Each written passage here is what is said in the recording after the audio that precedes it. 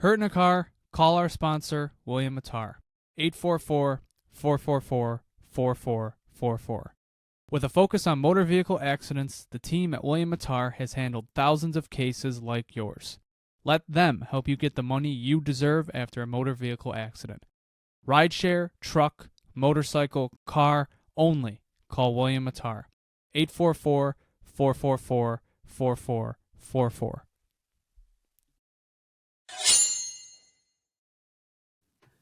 All right. So our first episode in a little bit. We're not very sleep deprived. Don't have bags under our eyes, or at least I guess. I mean, little inside tidbit here. JP was up till 4:15, taking notes on all the locker cleanout interviews. First of all, welcome back, JP. Welcome back. Good to be back. Not happy that I missed any of the episodes, especially the one that I did miss. But yeah, I mean, that's just the dedication I bring to this podcast. I mean, every week I'm doing something. I'm doing the weekly preview. I'm watching like 5 hours worth of interviews. It's just Last what minute. I bring. It's always last minute.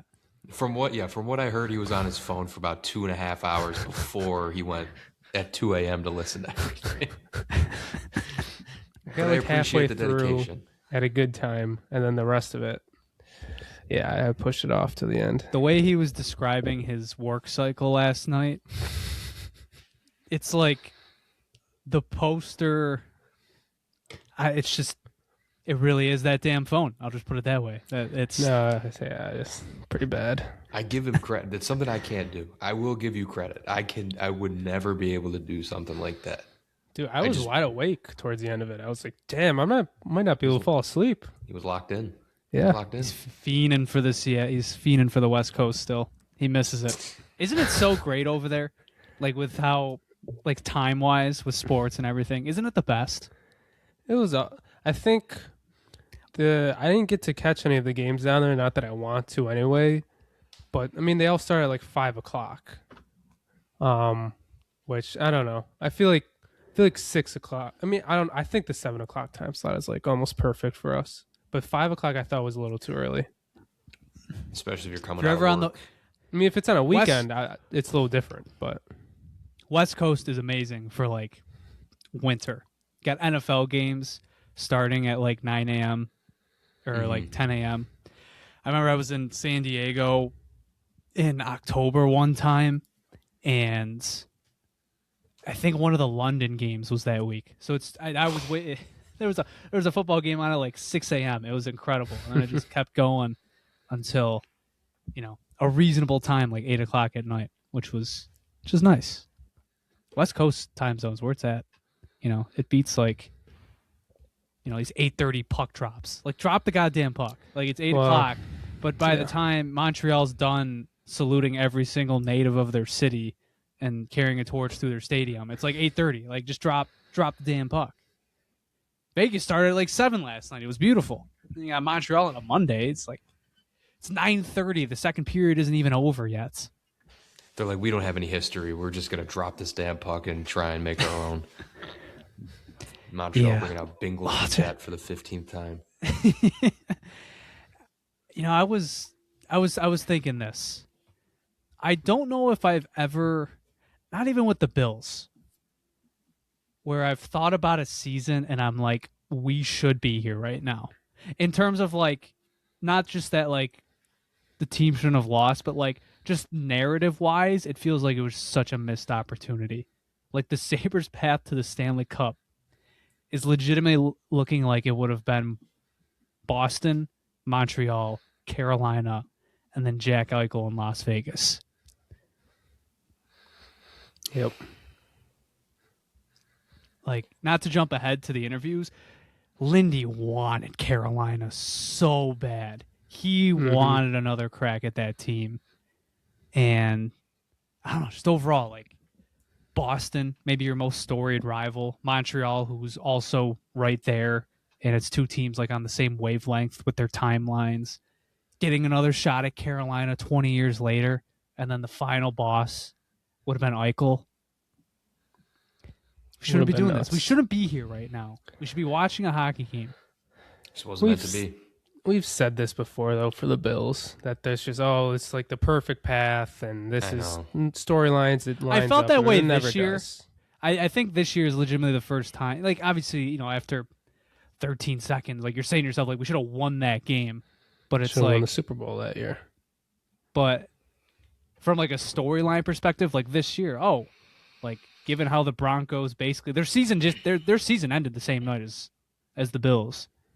They just happen to play another game. Yep. At least the Bills, there would have been the revenge factor with the Patriots and then the Super Bowl and whatnot. But I don't know. It sucks, man. It sucks. It feels like they should be here right now. Because it makes me feel like worse. But at the same time, it's like they're hypotheticals. So it just I just like to put it all in the bucket of it just wasn't meant to be. You just don't like thinking. No, I like to shut the brain off. Yeah. I like to throw on some reels, scroll until I forget about everything. Once again, it really is that damn phone. It is that damn phone. I've already accepted Vegas is going to win the cup. It's just it's a formality. They're going to. to. Won. I don't care. I really don't. That was my thing. Funny, I'm like, funny to see Mitch. I'm Marner like, obviously, seeing Eichel get another cup, that would suck. But it's like, I almost view it how I viewed Brady near the end. It's like, well, it's Mahomes. What more damage can it do to the narrative? We've already taken all the, the brunt of narratives for like 5 years, 3 years now, and it was a lot quieter. Now it's even quieter now because the team's good. But I'm like, I can't root for Montreal and like. What, am I really going to root for Carolina? No, absolutely not. Absolutely not. It's funny. I'm seeing tweets of, man, like, where's Sebastian Aho and where's Aho and Svechnikov? Like, why aren't they showing up? Like, they never do this every year. Christian, name me a legacy Aho Svechnikov moment. One moment. JP, you too. Anytime he plays the Buffalo Sabres, I guess. That's it. We probably would have. Yeah, he probably would have created one against us. Aho would have gone nuts against us. No, I don't. I can't pick one. Did Aho have the dagger against Lindy with New Jersey? No, I don't even think he did. I think that was Kekalainen. They're not built for the bright lights. I've been saying this for so long. Their core is the issue. Aho's a great player, but Svechnikov is genuinely just not good enough. I truly believe that. And after saying that, he would definitely score the game winner tonight. Yeah, I was going to say that this isn't Colorado making one of the biggest chokes of all time. It feels like. Well, you're going to say no. All right, McKinnon and Makar, you could have like a 20-minute highlight reel of their legacy playoff moments. And I'm just half saying the reason they're struggling. I mean, Makar didn't play the first 2 games of this series. You're making me defend the crime family, and now McKinnon, who was clearly hurt last night, and their goaltending sucks. It's a shame because I think they were clearly the best team this year. I mean, no doubt injuries are getting to them, but they were clearly the best team, and Vegas sucked in the regular season. At least for most of the regular season, they were genuinely a bad team this year. They were in the Pacific. Didn't they not even win the Pacific? No, they won it. They did win. They snatched it at the end because Torres went on that run. Like 89 points, 90 points. What was the stat? That they didn't beat like a winning team? They didn't beat a playoff team for like 3 months. A team in a playoff position. It's definitely in my weekly preview. So let me find when that was from. It's disgusting. All that happened is disgusting. They got the new coach bump. Yep. It's going to be so funny. We're going to see so many coaches fired next year in March.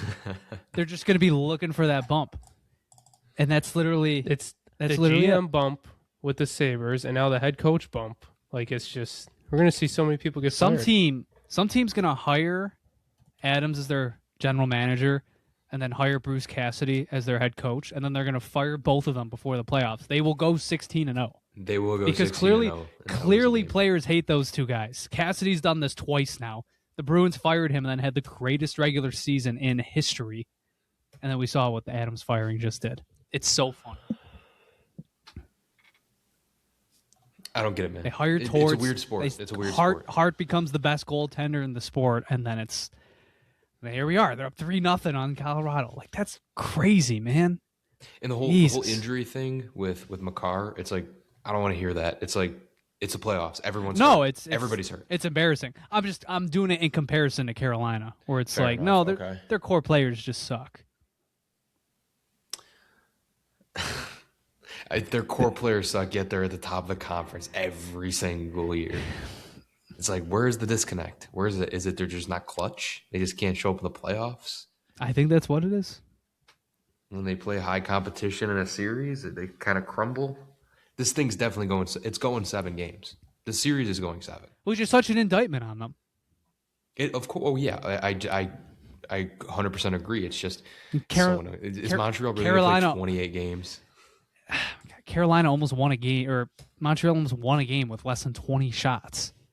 Like, I know Carolina does this a lot, but they do this a lot. They lose the games like this. Any luck, JP? I must not have wrote it down. No. I mean, I am looking at it like they went a long time without beating a playoff team. Like, here's week 22, which when was the final game we played them? It was towards the end of the season. We have 10 more regulation wins and 12 more points, but they have 8 more OT losses, which is 3rd in the league. They were not a good team. Like, they just weren't. But they're getting hot at the right time. They've gotten healthy. Carlson's obviously back, and Stone. So they're just getting hot at the right time. It's unbelievable. I gotta say, like Eichel, like I don't know. I don't really care. It's more the narrative around Vegas winning that's gonna suck. But Carter Hart getting one does suck. That blows. Dude does not deserve one. Even just Torts, like, yeah. Like, this is going to gas him up for years to come now. And I don't know. The Marner stuff is funny, but even then, like, I still sympathize sympathize with you, Christian. It's like, as a Leafs fan, it's so frustrating to see him suddenly shut the hell up. Please. But seriously, it's so evil. Like, I keep comparing this. They're in their O'Reilly year right now, where it's, the year after he leaves, he goes on, he's going to win the Conn Smythe if they win the Cup. But it's like with O'Reilly, genuinely, the team failed him, moved on too quickly, scapegoated him for a bunch of things. Marner was legitimately one of the biggest playoff chokers in the sport. Like, this is documented. You see people now, people are trying to rewrite history right now. It is so funny. They're trying to say that somehow it's the Leafs' fault for not building a better team. Like, come on. Like, we watched this. We watched this guy flip the puck over the glass in a Game 6. We watched him do a spinner-am, a pirouette through the neutral zone, then fail to pick up friggin' Jesper Bachfist. We watched this. That's why I almost, like, I do genuinely kind of sympathize with them, but it is still funny. Never had more than 3 goals in the playoffs. Now he has 7 this year.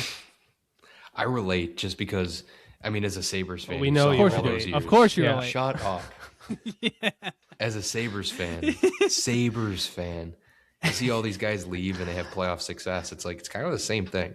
Just guys leave and. But you knew with the Sabres, like, what was the most surprising one with the Sabres?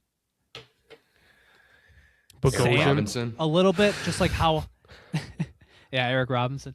Sam, just because of how good Sam got. Like, Sam was great for the Sabres, but he was, he's now bordering on. He might be like a fringe Hall of Fame category player. He scores in Game 7 of the Cup final. I don't know. Montour, maybe. I guess Montour was pretty surprising. But then even then, it was like, everything Kruger touched turned to dust. I feel like, are we missing an example? I think Bogosian's funny. I mean, he was cooked with us, and then he's It's true. I mean, he's playing top pair minutes with Victor Hedman. He's like dangling through guys, diving assists. We were like, this guy is like 2 games away from retirement, and fast forward like a decade, he's still playing. Jeez, man. There's a lot of them, but you know what? It's all in the past now because we made the playoffs this year. It's over.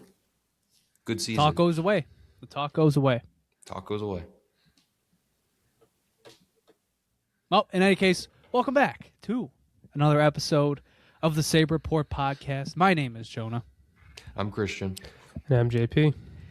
And we are covering, for the first time in a year, an off-season episode for the Sabres. I guess maybe you can count last episode, but that was an elimination episode, which it was an elimination episode. First time we ever got to do one of those, despite how shattered I was and Christian. I was despondent. JP wasn't there. JP was like 3,000 miles away. JP was about to throw himself in the Pacific Ocean. JP's been flexing his like perfect attendance the past few years, and he goes on to miss the Game 7 episode. We're going to hold that one against him. Shame. I'm not happy either. For shame. Not happy either about it. I watched the first period. Didn't watch any of the second, any of the third. Didn't watch any of You OT. missed the comeback? You missed the whole I game. didn't watch. There wasn't a TV on. I was joking. Christian knows. I sent him a text. I'm like, JP's missing all of this. Yeah. I watched Darlene ties the game. I feel like I'm ascending into like the stratosphere, and I'm like, JP's not watching this. He will never experience this moment. I watched the first, was really pissed off and yelling in my hotel room by myself. So you only saw the Habs goals? Yeah. No, yes, I did. I missed the second and third is when I was leaving, and I was a little annoyed. So where we were eating dinner, there was no TVs, but in the room where like the reception was, there was like 3 or 4 TVs, and none of them were on. So we were thinking about asking to get it on for OT, but then we ended up leaving. So I didn't watch any of OT. I sit in the bus, turn on ESPN Plus, watch the game 20 seconds later at the Habs score. Oh. So I literally only saw You are to Habs blame. goals. This is crazy. Yeah. Like this is actually insane. 20 seconds. It was like 20 or 30 seconds, and they score. This was literally like that scene from Succession where he's in the bathroom. He sees the rocket explode, and he just slowly puts down the phone. That was you. Shuts it off. I was so pissed. Looks away. Man, and this is the problem with Seattle. All those TVs in the banquet hall, they didn't put a hockey game on. The Game 7 game, that market didn't care about hockey in their jerseys. Was not a hockey town. Corporate event, but yeah. It's funny because one of the 2 guys I met right away, he was from Orchard Park. So I had a fellow Sabres fan with me too. So we sat next to each other and we were checking our phone throughout dinner. And then I sat down, turned on the game for us. Yeah, we hugged it out. No, we got some drinks at the bar after. That's what we did. Respect. No, yeah, I can't believe I missed that. Genuinely, it really sucks. But yeah, You'll laugh at it. I was in pain. It's like me and you leaving the Ravens game earlier this year early. It's true. It's out of your control sometimes. You guys did that. Well. Had the tables Some of us turned. have work in the morning, okay? Hey, so do I. But yeah, it sucked. I wish I was able to watch it, but it is what it is. I probably could have recorded with you guys, considering the game went to OT, and like I got back to the hotel like Were you at the bar? 15 minutes after, and you were at. Yeah, I went to the bar and watched like the end of the basketball game, but I probably could have hopped on with you guys. I just obviously JP zooming in hammered would have been hilarious. Slamming drinks. I didn't drink that. I got something to say about Alex Newhook. Well, I did say. Mute. You guys saw it in the chat. After we went down 2-0, I was like, I might get drunk tonight. I was like, this is bad. Like, this is gonna hurt. Tonight. I'm not gonna be able to watch them, and they're about to get blowed out. Like, yeah, this is gonna be bad. Fuck. Yeah, it sucked. I did ask like a few people from Seattle. I was like, oh, like is hockey catch on? He's like, oh yeah. I mean, I think the honeymoon phase is over. And then I said to each of them, I was like, good luck. You got Jason Botterill. So like he sucks. It's like good luck. Yeah. That honeymoon's gonna turn into a death march pretty soon. But we're also sending them one of our best soldiers in Alex Tuck, so yep, there's that too. Before we go any further, I do just want to take this second to promote our Patreon, patreon.com/the Sabre Report. TSR patrons get access to many benefits, perks, and additional content, including ad-free episodes of the Sabre Report podcast, bonus, the Sabre Report Podcast overtime episodes, where you get to ask us questions every single episode, and we always have to answer. On top of that, this summer, it's going to be a lot of fun. We got a lot of stuff. We got a lot of fun stuff planned for those OT episodes. Bringing back the draft games, maybe trivia, a lot of drought content. I thought of some new stuff as I was away. I'm sure you have. I'm sure you have. I'm excited for the draft game. I like that. That was a lot of fun. The drought draft episode that's gonna be fun. I don't know how I want to do it. Should we try and draft a good drought team, or should we do a meme drought draft? Iconic. Both? We could make different categories. We could. We just do 3 hours of straight drafting. You do jersey rankings, since Christian has some bad jersey takes, and JP, you saw a lot of Seattle. I'm more of a pioneer logo. I would consider myself a pioneer. You're an old. You're a man from the '70s. You just love. Yeah, he loves the Leafs jerseys. Gotta go back to the jerseys from 30 years ago. The best jerseys the Leafs ever wore were back in 1967. They should have never changed from those. I don't think did they ever change their jerseys? There's a different small changes. Right? You would know. Yeah. I don't know. Oh, you tell me. I don't know. That's why I'm asking you. You seem to know. I don't know. Well, anyways, we got a lot of OT episodes planned this summer, so that is another perk that our patrons get. On top of that, live streams every single month, a whole new bonus podcast, TSR After Hours, where we talk about anything but the Sabres, although sometimes, inevitably, we do talk about the Sabres. So we have some fun. We'd love to see you guys hop on, support us, and get some additional content. A lot of fun. And we love our patrons. And they love us, I think. I don't know. Maybe. I don't know. I think they do. Some of them. It was funny. They do a few times. Our one page, he's been sending us math problems. And it started out fine. I don't think we ever told him, but we waved the white flag. Dude, I legitimately tried this. I tried to write this whole problem down, and I could not figure it out. I had half of it right. I swear, man. Once I put it into AI because I couldn't figure it out. Once I saw the answer, I was like, I should have gotten that. I was pissed off at myself. I was. You are dumber than ChatGPT. I am. Or Grok, or whatever you use. Mm-hmm. I do not use Grok. ChatGPT all the way. I know our good friend Ryan Hagan at the BST podcast loves Grok. Mm-hmm. I will never get over checking stats with Grok. And then he was shocked that it was wrong. That is good Lord. Yeah. Zach Benson, our lovely patron. Yes. Playing mind games with us. Send me more. Started out problems. super simple. It was like solve for X, and then it just went to another level. Just send us random trivia questions sometimes. We just love to interact with you guys. Anything you want. We do. It doesn't even have to be hockey related. And a glimpse into what we do over on our Patreon. All right. It's been a week. It's been more than a week. What did they play? Was it last Monday? Yeah, a week ago today. Mm-hmm. Man, that feels like 3 weeks ago. It feels like a whole month has gone by. How are we feeling about it 1 week later? Any feelings changed? I think I've made my way through the stages of grief. I'm at acceptance. It is what it is. We move on. We just put it in a file somewhere in the long filing cabinet of Buffalo sports playoff losses, and you move on with your life. But it does really suck.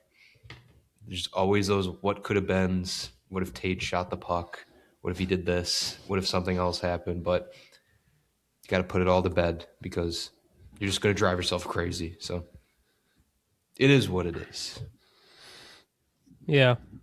I think this being the first year back in the playoffs makes everything feel so much sweeter, and this year you didn't have expectations, and it was similar to like, the Bills' first time in the playoffs with Josh, where it was like, damn, that really sucked, but like, damn, it's only up from here. Like, I can't wait till next year now.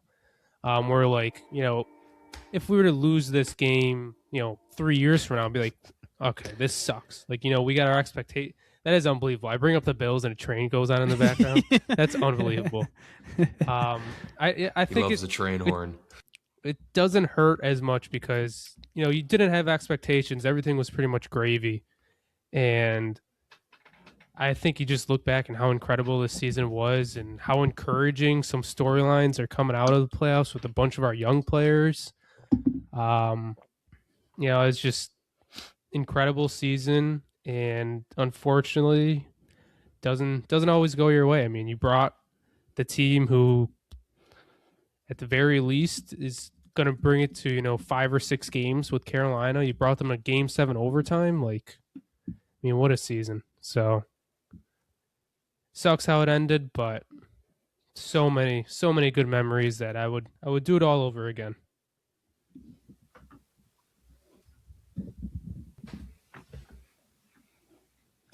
I can't believe he blew the whistle. Jonas, I still can't believe it. About 17 times. Yes. I still can't. Okay, so I actually wasn't it okay. Obviously, I did obviously some I brief. wasn't watching the game. Hold on. Was it 2-1 when that happened? It was tied. Wasn't it? Oh, it was 2-2. It was 2-2. That this was like OT, or there was like 8 minutes left to go in the game. Okay. Have you not seen the replay? I've seen the replay. I could have swore it said 2-1, but maybe I'm going crazy. So this is the only gripe I had because I did some like brief digging. I might look it over closely, closely. A lot of Montreal fans were saying, and I'm just going to say my piece with this, just because this is like, I know a week has passed, but we only talked about this game the night after it happened, so I want to bring it up on here. I don't know if that would have been goalie interference. There's no. So remember how everybody was saying like, Habs fans, for example, they were pointing to the Game 5 versus Boston play and being like, well, if this one didn't count, then why should this one? Well, that one didn't. That one was different. That one was because the whistle blew. Because in that game, the ref goes to blow the whistle, and the rule is it's intent. The play actually stops when there's intent to blow the whistle. So you can apply that over to the Sabres game. I don't know if that would have been goalie interference. Because he's digging for the puck. The only rule in the book that I saw under the goalie interference section is that you can't push the goalie into the net. You can't directly put the pad in. Like I don't, just because Dobish threw his arms up as he always friggin' does. I don't know if it would have been. So I'm back to blaming the ref. I can't believe he blew the whistle. Yarmo was asked about it, and he said he obviously thought the whistle was quick, but he didn't know if it would stand, if it was challenged. That's kind of where I'm at. It really could have gone either way if it was challenged, and knowing us, probably wouldn't have gone our way. So I just kind of take it. I'm just not so sure. I take it at the fact that knowing it wasn't a guarantee, if the whistle didn't blow, just kind of helps me sleep better at night. It's not like, oh, it was sitting right behind him and they blew the whistle, they didn't see it. It was like, he had the puck, Greenway was digging for it, as he's rightfully allowed to do. The whistle goes. It was just so quick. Out behind him. But that whistle was literally right away. It was loose. It's not like not like it was still like blocked by Dobish's pads. Like, man, it was loose.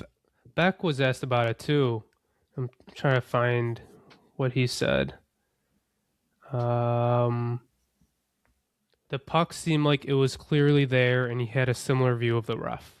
So, I mean, where Beck came around, he said, I had like a similar view of the ref, and I saw the puck clearly open. So, it's just unfortunate. I mean, it is. But at the end of the day, you had a chance to win the game anyway, and you didn't. Yeah. No, I agree. I'm just mad at the ref. I disagree that it would have been goal interference. That's my point. Send your grievances to Wes McCauley. I'm not saying, hey, that should have been a goal, as in like they should have overturned the ref. No, like the ref blew the whistle. Like there's no. Yep. He obviously did. It's just it was an awful whistle, and I don't think it would have been goalie interference, genuinely. But no one knows what goalie interference is, though. So who knows?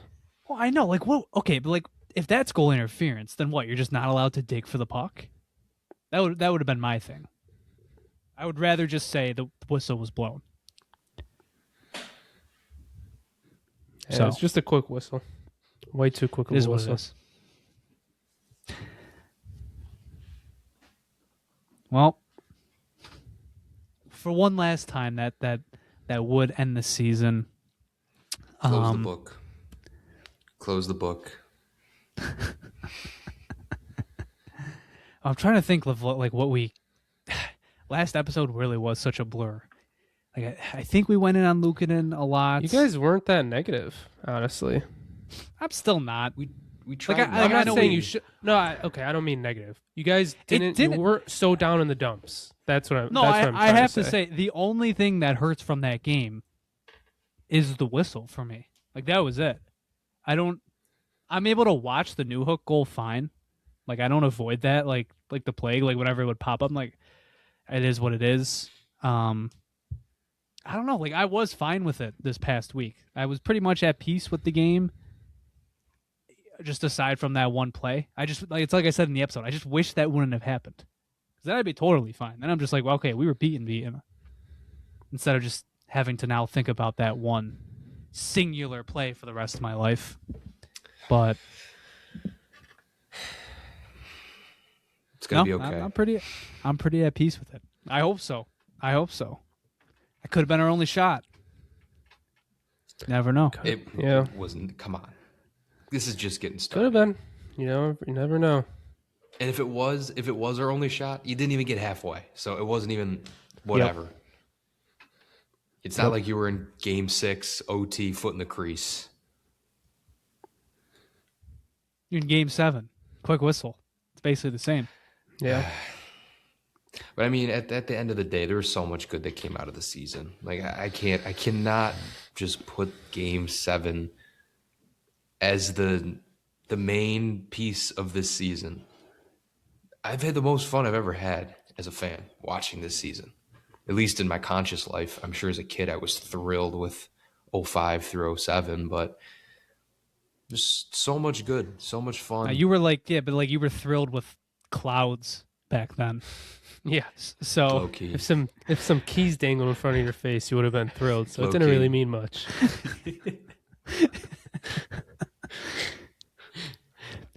Pretty sure Cars came out in 06 too. Like you must have been through the roof. I was all over that. That was my shit. Mm-hmm. Any Pixar movie back in the day. That was my Smithsonian. That was my whatever, I don't know. One of the Roman wonders Empire. of the world. It was my Roman Empire.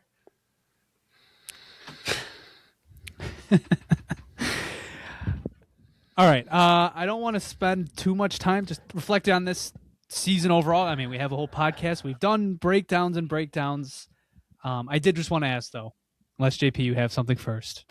I just want to say, unfortunately, I was the only one who was correct with both of my series predictions. Just want to put that out there. I wasn't going to bring this. You're putting yourself on blast here. I'm just, unfortunately, I was right. You're really going to I told you so? You're going to I told you so us? You didn't even watch the game. I'm just saying, Boston, I said in 6. You both said 5. And I just had a feeling that the Habs are going to come out on top in Game 7. And it sucks. Congrats. I'm just saying, I was right. Congratulations on being right. Are you happy with yourself? Thanks a lot. Thanks for killing the season. Yeah, it's hey. Someone had to do it. I blame Christian. Christian has a hand in this too. He said going to an overtime, it was going to be some lame ass goal that ended it. It's always some lame ass goal. In our group chat, I actually sent a funny video accompanied by, "This is me tonight if we lose in overtime," and we lost in overtime. Yep. That was at like 11:30 in the morning, game day. For once, I am the least to blame. That's actually a lie. Do you want to know another story? Oh boy. Oh God.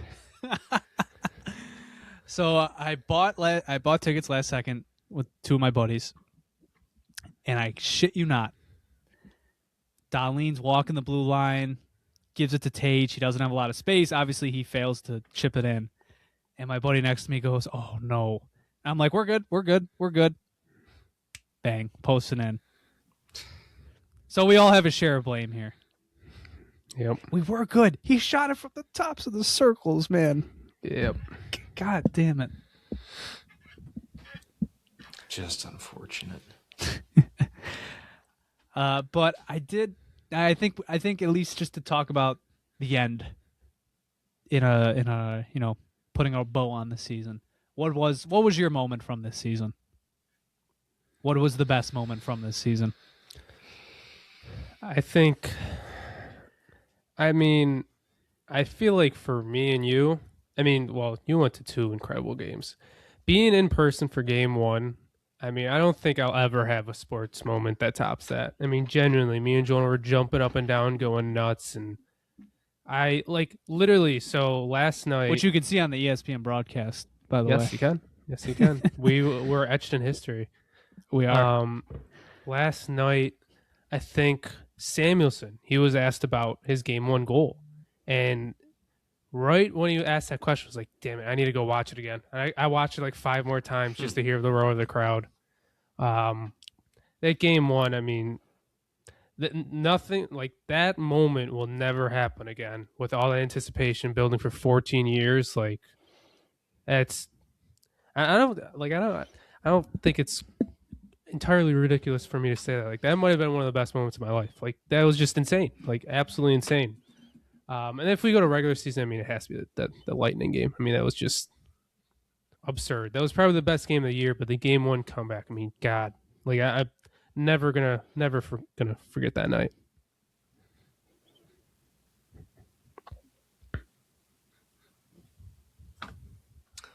You don't have one? I do. I thought Jonah. I thought me and you did this segment. Or I can go again. Did we? I thought we did this thing. I feel like we did. I think you. So I thought you were just letting JP go, but okay, I'll go again. I think for me it was again. I think it was game 1, but being in the plaza or canal side, dude. The anticipation waiting in the freezing cold.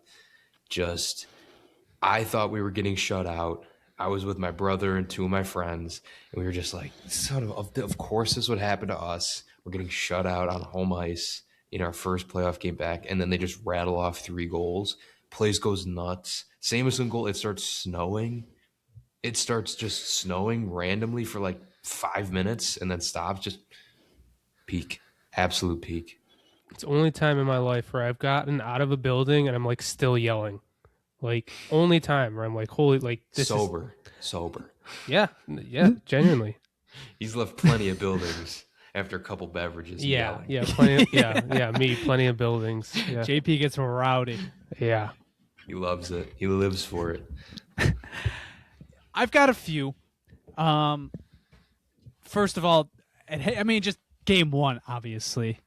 The pregame, everything leading up into it, the 2 Tage goals, and then the Samuelson one is one of the few moments in my life where I think I've blacked out from excitement. Where it's I felt like it was so. I think I said this. It was so loud. I could not hear myself think. It was so loud you could not hear anything. It was just an unbelievable experience to share in a home building in that specific game. It is so friggin' awesome that game happened for that game. I'm just so incredibly grateful that it was that night, that it wasn't game 2 or game 5, that game 1 deserved that. The script makers cooked. And I said this last episode, and I still feel this way now. That Dahlin goal, I'm going to hold near and dear to my heart for so long. I just, so much goes into that goal. The fact it's, the dying minutes of the game, all that we've had to hear over, Rasmus Dahlin the past 2 weeks with the Lane Hudson comps and whatever. And then how about the guy who dishes him the puck in Owen Power, who on one leg starts walking the blue line, makes Kirby Dach fall to his knees to block a shot, and then finds Dahlin going back door. Place goes ballistic. That was nuts. just the amount of joy, like in my section. I'm hugging my two buddies to death. Like I'm screaming in their faces. I'm like, that's why you fucking pay Owen Power. That's why you do it. That's why you pay that man. Yeah, I'm like, let's go. That is the only moment I think this entire playoff that maybe matches up to the Samuelson goal. But I don't know. Like the Zach Benson goal in Game 6 against Boston too. I mean, that whole play, Doan beating Boston's two best defenders or two best players to win the puck and get it to Benson for the dagger. I mean, that's like this team in a nutshell, that entire sequence. Just the two engines of this team. And God, that was incredible.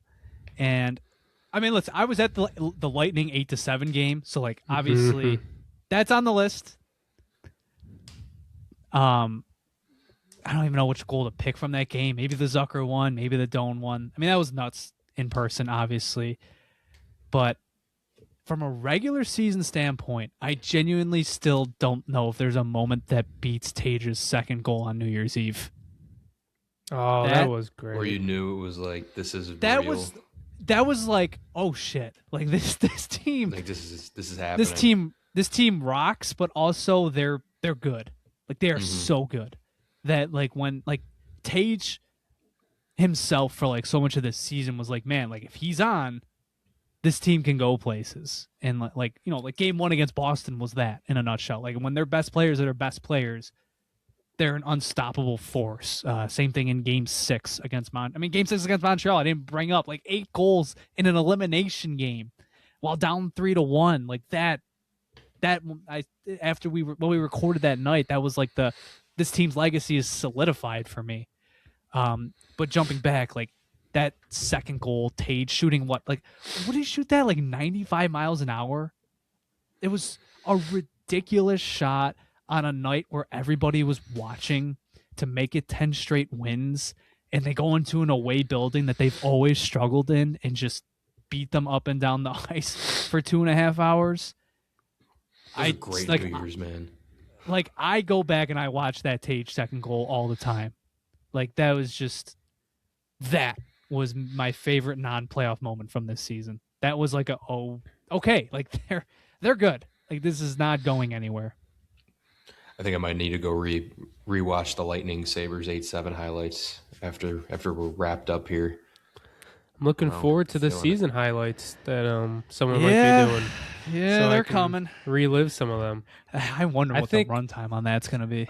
I don't remember the specific game, but throughout the 10-game win streak, when this, the building was filling back up, like that was just incredible too. Like you could see everybody was like, "Oh my god! Like is this really happening? Like is this just lightning in a bottle for a few games?" And then the fact that it stayed for the entire season, which just reiterated the narrative of it's not hard here. It is not difficult. The fact that they could not fill the building for so long just shows like they were really bad just all the time, every single friggin' year. It's not hard. It's really not hard. I think too. Not like Game 6 beating Boston was incredible, obviously, but the podcast we did after that, I mean, we're cracking open beers while we're doing it. Like it was a fun night. Like I went through quite a few beer savers that night. Yeah, we did. I can't imagine a Game 7 post game would have been nuts if they had won that in overtime. I can't even imagine. I would have definitely hopped on that. Like I would have zoomed in. There's just so many other moments. Like we didn't even mention 05-06 night. I mean, Tage scores 5 that night against Montreal.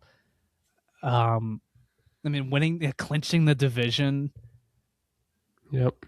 Such an incredible season, man. Such a fun year. This one will be remembered. I think, obviously it's going to be remembered, but just like how you felt, it's good because it's just going to feel different from now on. The team's good and everybody knows they're good. This was you don't get many surprise seasons. Like how many are there in this team's history? Like truly surprise? Maybe like 4 or 5 if you go back to the 70s. I would say like 73 when they got the Thank You Sabres chant. Maybe that wasn't like a surprise, but like they got there for the first time to the playoffs. Expansion team, yeah. Yeah. 83. I know they were the youngest team in hockey that year when they lost to Boston in Game 7. I think you categorized that one. And then aside from that, probably 97 when they won the division, surprisingly, with Ted Nolan, beat Ottawa in the first round.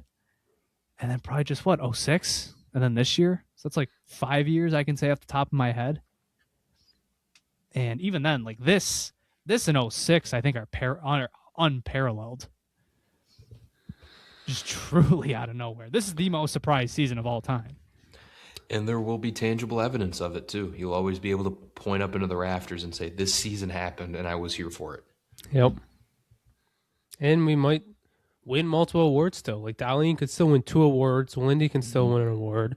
Should win an award. So, yeah, we got tangible stuff out there.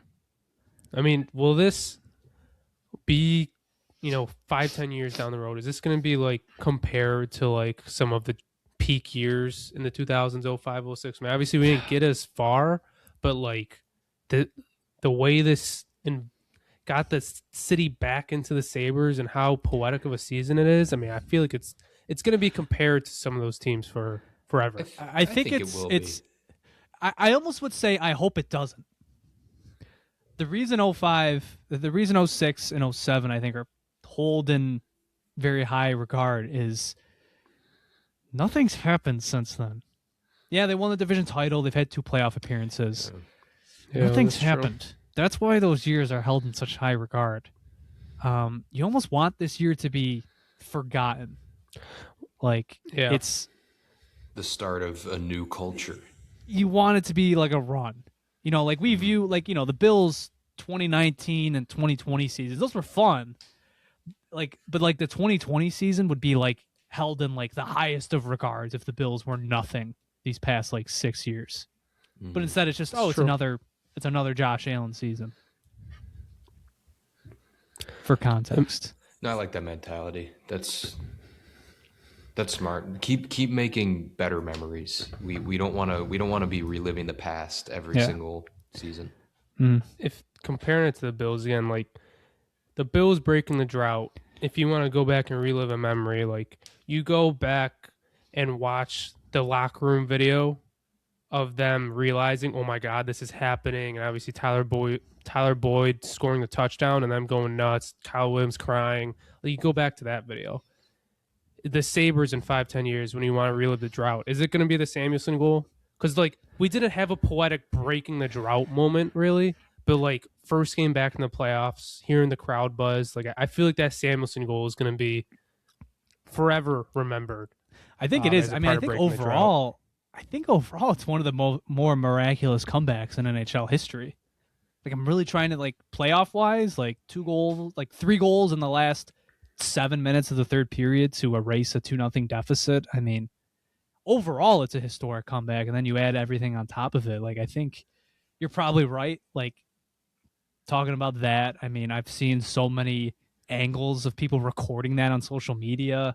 Then on top of that, Canal side, probably like that is probably the cathartic moment from this year.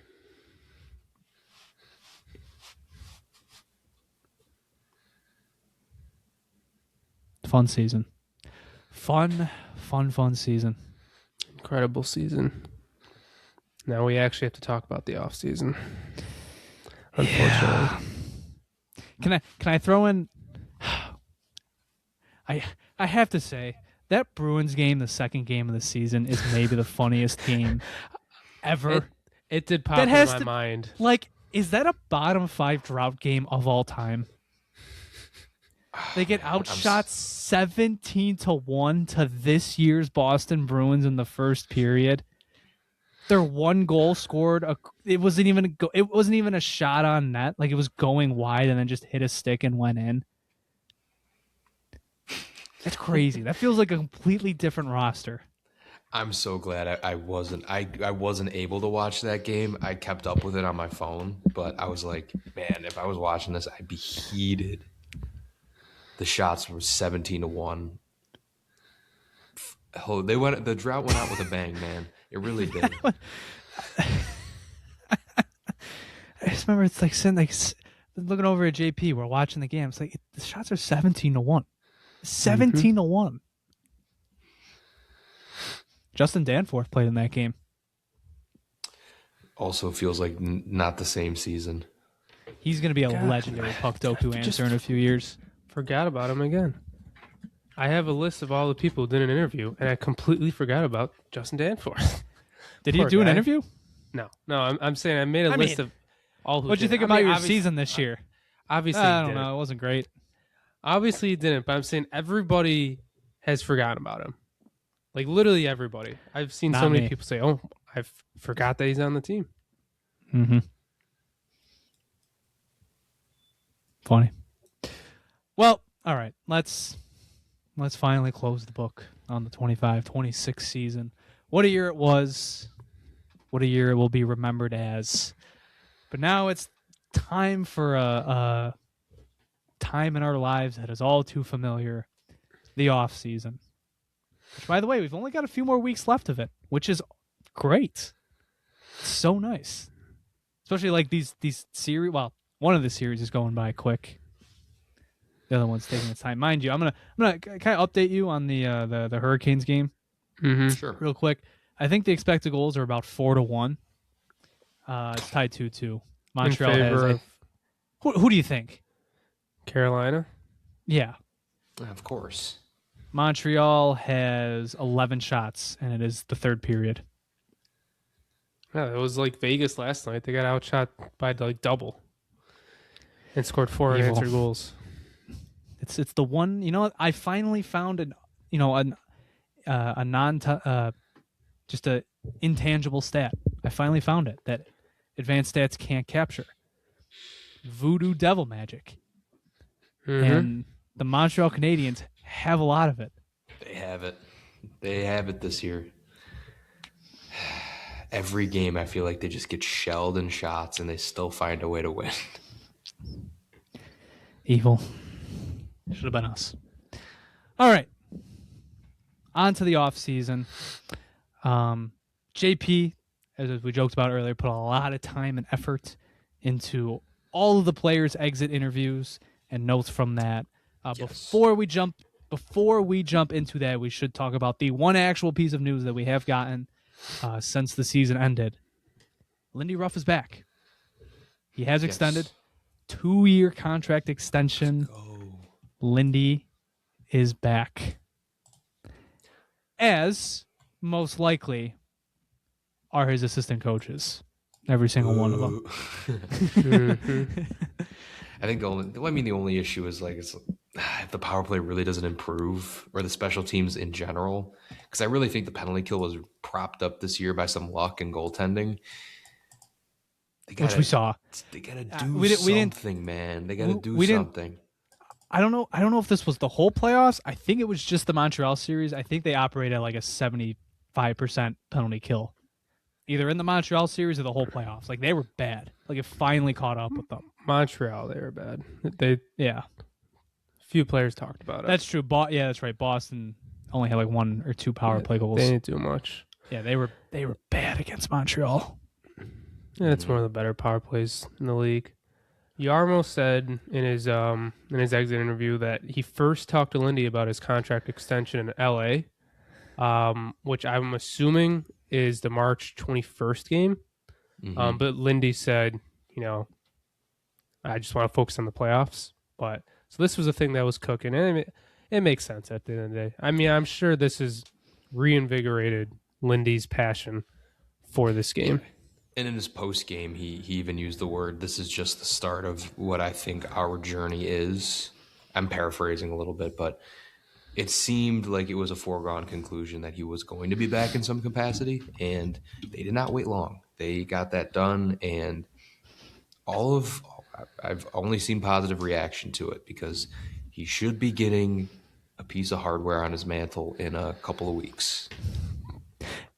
It is risky if you're Lindy Ruff and you want to coach the next year to kind of push that off. Look at how the narrative on like Jared Bednar has changed in like the last week.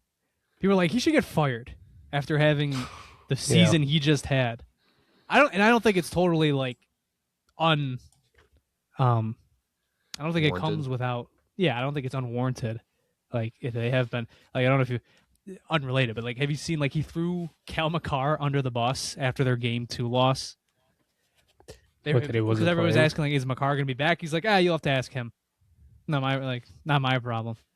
Yeah, but isn't that like a thing with coaches in the playoffs? They're just like, you'll see. You know, is he gonna be back? I don't know. Maybe he was like it's up to Cal or something. Like he kind of threw him under the bus.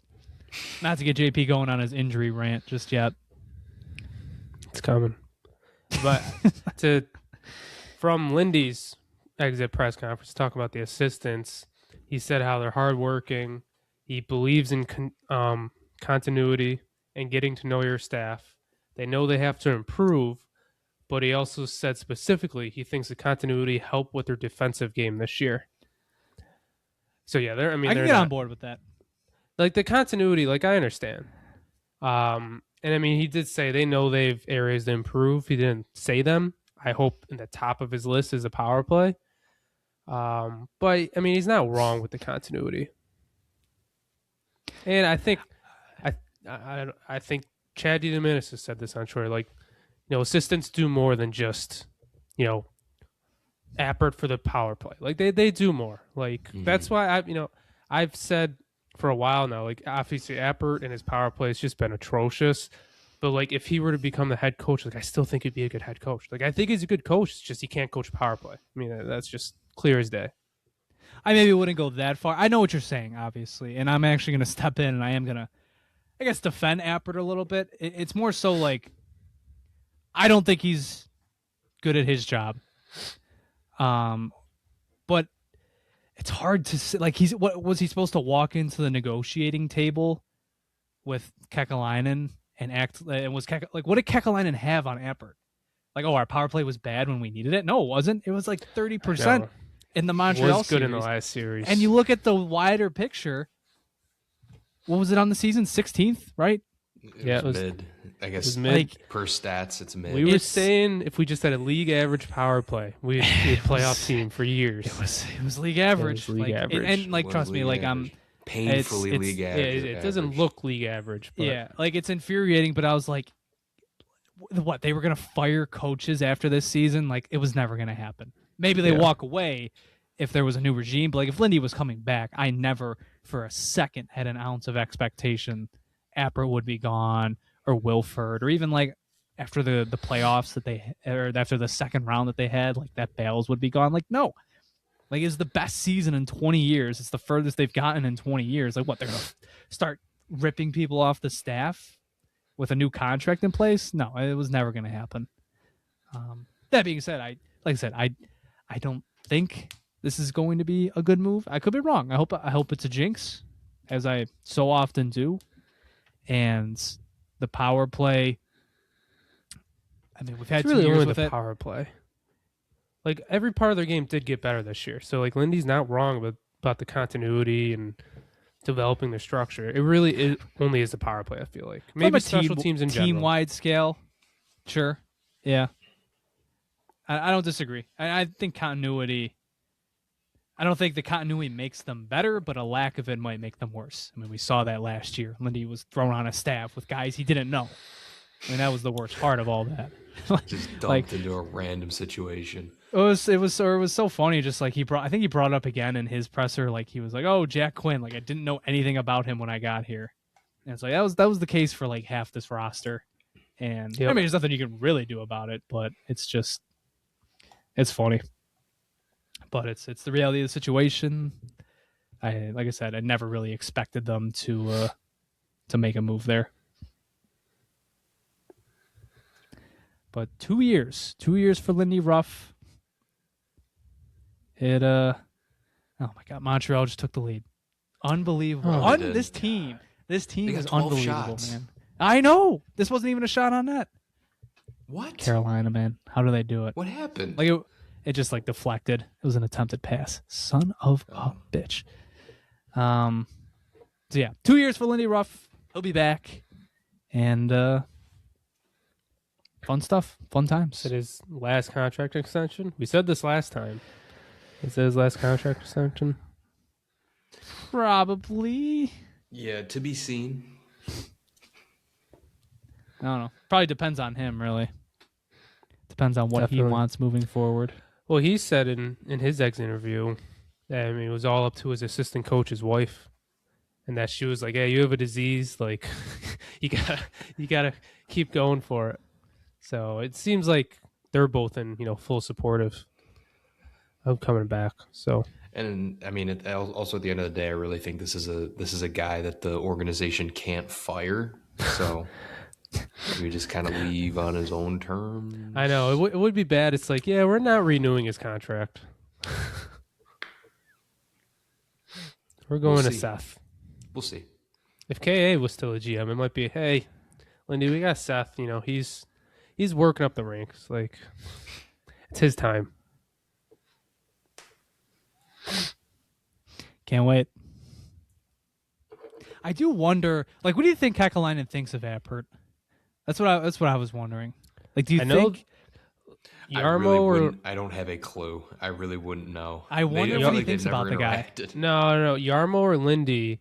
I think it might have been Lindy when he was asked about Yarmo specifically. He said that Yarmo and KA are in all of their coaches' meetings. They ask a bunch of questions, so they have all interacted. And I guess Lindy encouraged him. He's like, ask any questions about how we play, how we want to play. So I'm sure that he has a relationship with all the coaches. Yeah, okay. It's just interesting because it's obviously a new guy. He's going to bring in his guys, and Kekalainen already teased some more changes coming in his presser. Yep. So I just wonder. I wonder what this looks like in 2 years. Like, I'm sure Appert will still be around when this next contract is done, and if Lindy's done. So maybe he gets hired elsewhere. Maybe. Have to fingers crossed for Adams hiring somewhere. I do wonder. Like, I mean, what Appert. I wonder if he does leave at some time, just because it's maybe made clear to him, like, you're not the heir apparent anymore, or heir to the throne anymore. So he's like, all right, well, I can't. If I'm not, they're not going to hire me when Lindy's done. Maybe I take another job next year, something like that. I wonder. I could see Brian Dable situation. Yeah. Like when Adams was around, what do you think the conversations were about? Like, oh, you're next. Like, that's why he's on the staff and everything. I mean, if Adams had his way, he would be the head coach. Would have been. Probably.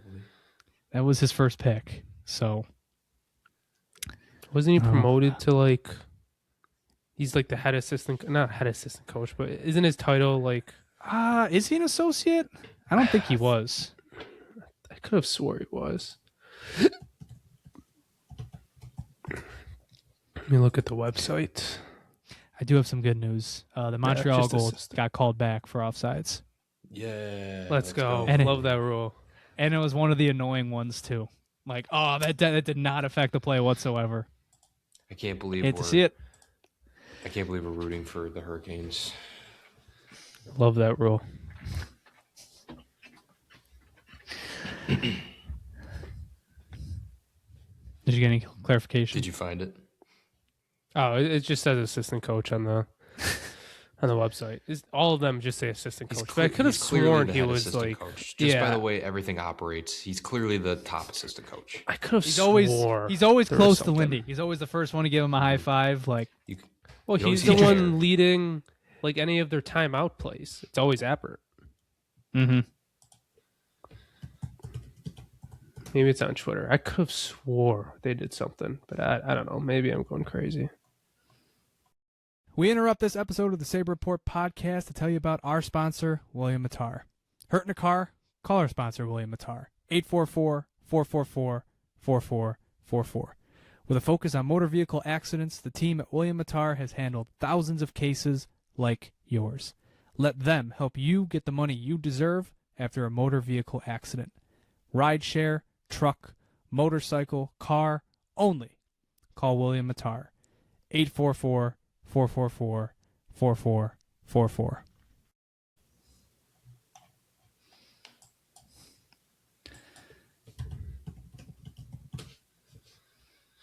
I don't know. All right, but with that, That's the news we've gotten thus far. Don't want to jump ahead on it. Just once JP's ready, he can just kind of take the reins here. Should I go get a snack or something, JP? Yeah, I mean, I got 7 pages of notes. My God! Everybody listening, you better sit down and listen to this boy's notes because he worked very hard on this. Yeah, not you though. You can get up and do what you want for the next. Yeah, no, I'll keep my headphones on.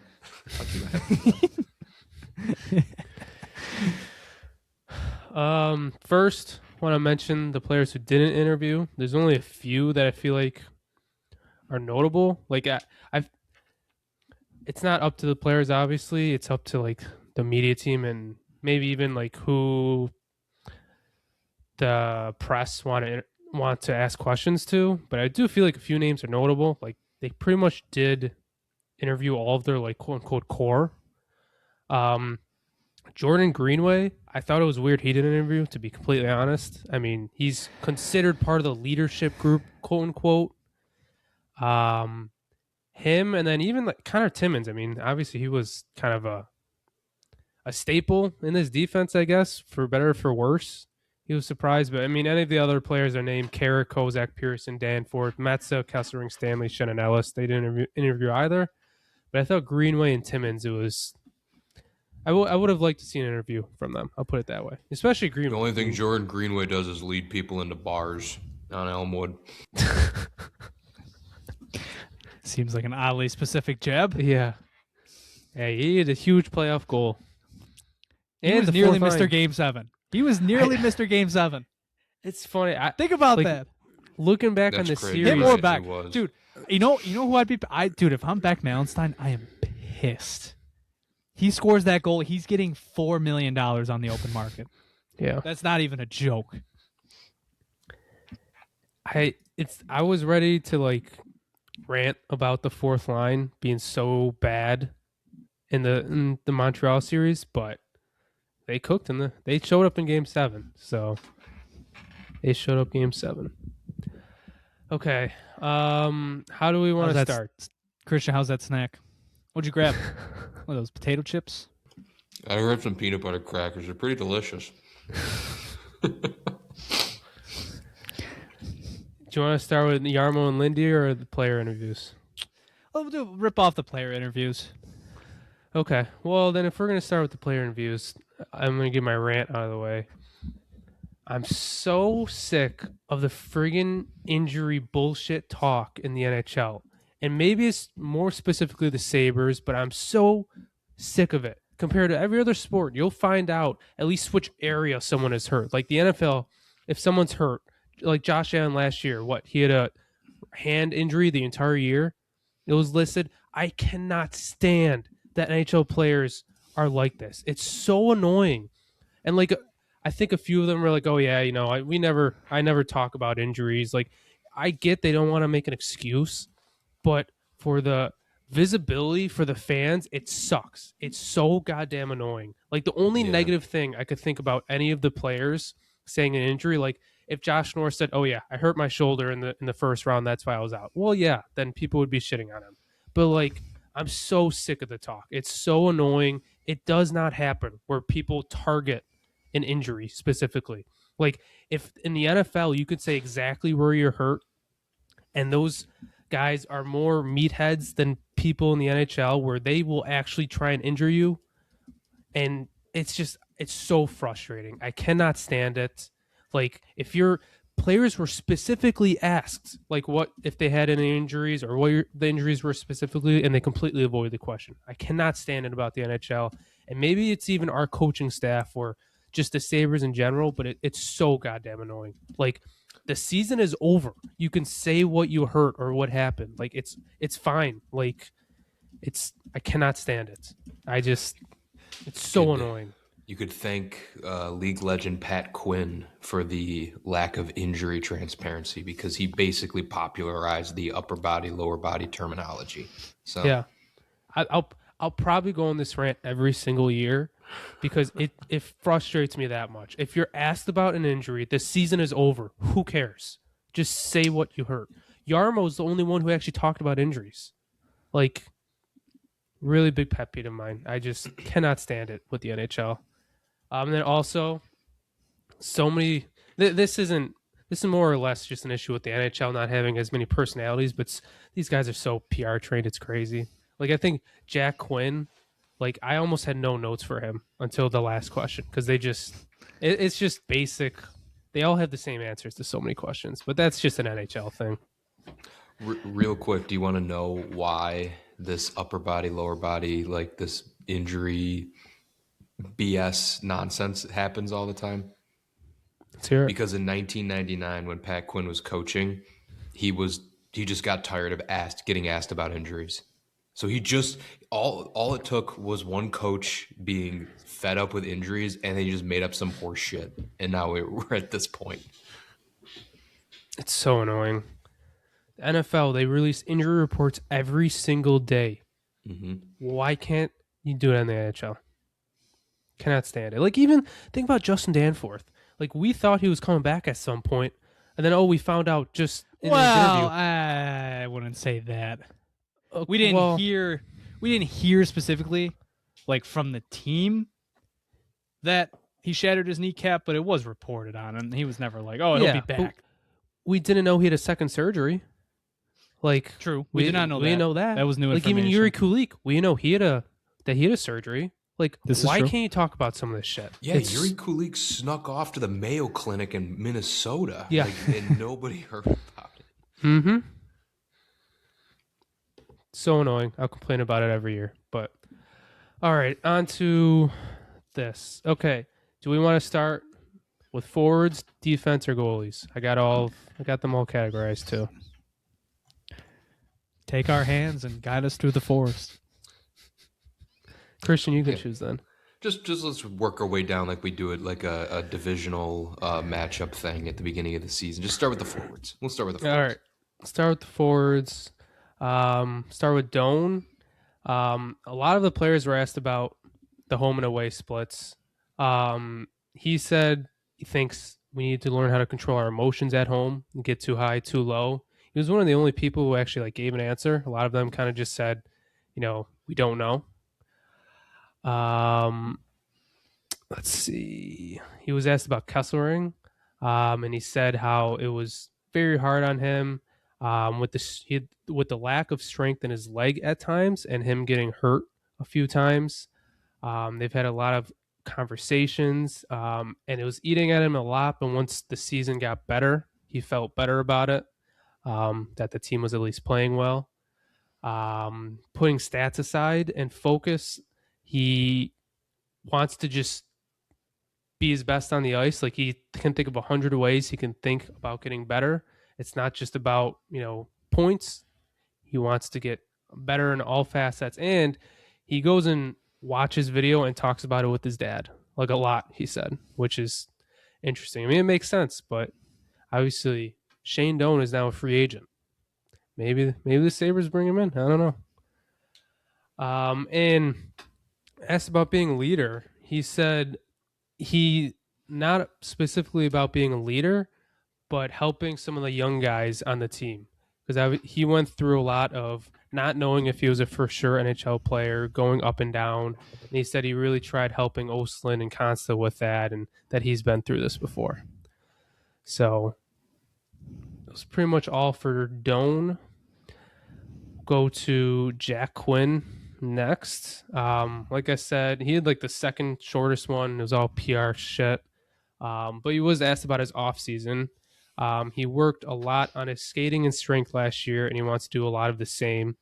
He wants to work on his strength with the puck in the O-zone, so it's not just rush offense. And he wants to work on being a goal scorer even more, that he had a lot of chance, and obviously they didn't go in. Playoffs specifically, I mean, you could see that. Just a little bit. Just a little. Zach Benson, he said this was the tightest team he's ever been on. Cool to see the city rally around. That he couldn't even go to a grocery store without people coming up to him. A few people said that, actually. He hasn't thought about the contract yet. He needs to talk to his agent. playing with Doan. They play similar styles of game. They love playing with him, and they found a lot of chemistry late into the season. Quite a few people were asked about Consta, and it was brought up like a lot. And I think it just shows on the impact he made. But he was asked about him. He said he's a super confident person. He's a great person. He said he's hilarious and not the smartest guy. I think we might have like a Zach Benson 2.0 with Consta, and we'll get into that. They might be even rooming later together next year. Yeah. They really just love to clown each other. Yeah. But he said he's not the smartest, but he's an elite player. And asked about Dahlin and said how he leads in so many different ways. Beck Malenstein, I already talked about what he said about the goal. Going into last year, a lot of his conversations and improvements was that he wanted to get better in the offensive zone and get better offensively, and that's his same focus going into next year. He just wants to get better offensively to help the team. He said, I don't know if this was like a slip or if it was just he just said it and didn't mean it, but he said, I'm sure conversations between my agent and the team will continue to go on. That made it seem like they've already talked extension. Maybe he's just saying that, but he said continue to go on. He didn't specifically say like, oh yeah, I want to be back, but he said he's enjoyed his time here and the job's not done. About the penalty kill, he said not the way our penalty kill wanted to finish the season, but it was good throughout the year.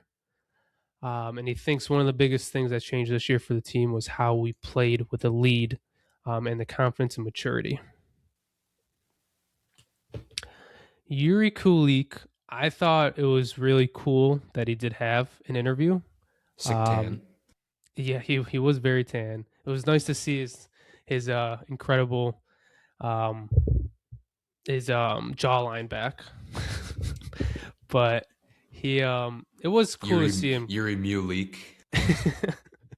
We haven't heard from him in a long time. So it was nice that he got an interview, and to me it kind of shows like how highly regarded he is and how he's really a part of this core. He said this year helped me be a better person. He questioned a lot if he was ever going to play hockey again. And the team did let him go and see experts on his own. He went through a procedure and removed the clot, and he knows he will be able to play hockey again. He thought it was only going to take a month or 2 months, but it was still there, and then they decided that they had to do the procedure in Minnesota, like Christian mentioned. He couldn't do anything a month after the procedure, but now he could pretty much do anything. He's been skating. He can do anything. He's probably just not in game shape. He can't even describe how excited he is for next year, and he said the team still treated him as family, and he was around them even when he was not playing. So it was nice to hear from him. Consta Helenius asked about why he's playing in the World Championship. You did nail that. That was pretty good. I did pretty good. I was gonna make this a running bit moving forward. Anytime I think one of us says it wrong, I think we should be like kind of dinged for it. So I think I have it down. I have it down to a science now because I used to call it before they drafted. I have the clip. I'm just saying I have it right here. Helenius. Now you got it. Helenius. He was asked about why he's playing in the World Championships, and he said how there's a lot of NHL players in this and that it can help him for next year, and it gives him a chance to keep playing. Playing with Barkov isn't such a bad gig. No, it's pretty cool. I guess last year, must have been during training camp, he lived with Yoki Haru, and this year, whenever he was here, he lived with UPL. And now here's a little insight onto how Consta, he might be like a Zach Benson 2.0. UPL gave him his car while he was in town. I guess it was his old car, UPL goes on to say. It's an Audi. He was very careful, but there was a scratch. But he said it wasn't his fault. So he did scratch up UPL's car, but he said it's not his fault. Street racing. Yeah. So I wonder what happened. It's going straight like 90 down the 33. He said it wasn't his fault. And then he was asked about his coaches down with the Amerks. He said Vinny Prospel really helped emphasize just to shoot whenever he can and to really take advantage of it. That obviously the pass can be there sometimes, but to use your shot. And then he said Leon wanted him to play faster with the smaller ice and to play more physical. The first year was really tough with the AHL, but this year was a lot easier. So that's all we got from him. And then I think he left for the World Championships like a day later. All right.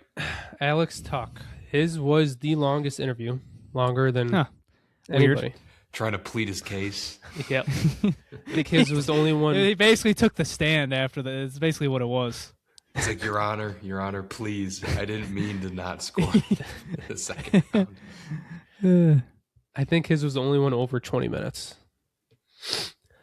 Okay, we start off hot with this one. He said, Dobes played really well, and against me in particular. He knows everyone saw the 0 points. He thought his series got better as it went on, but he knows he had a lull in the middle of the series where he had some frustration and that it got to him. Thought he had a great series against Boston and thought he had great work ethic in Montreal. Any comments on that? Dobes played really well, and against me in particular. That I thought was kind of funny. That is his opinion. Yeah, I think it's a little bit of an excuse. I do think he's correct that his series did get better as it went along, but again, he still basically didn't produce at all. Once the top line broke up, it got better.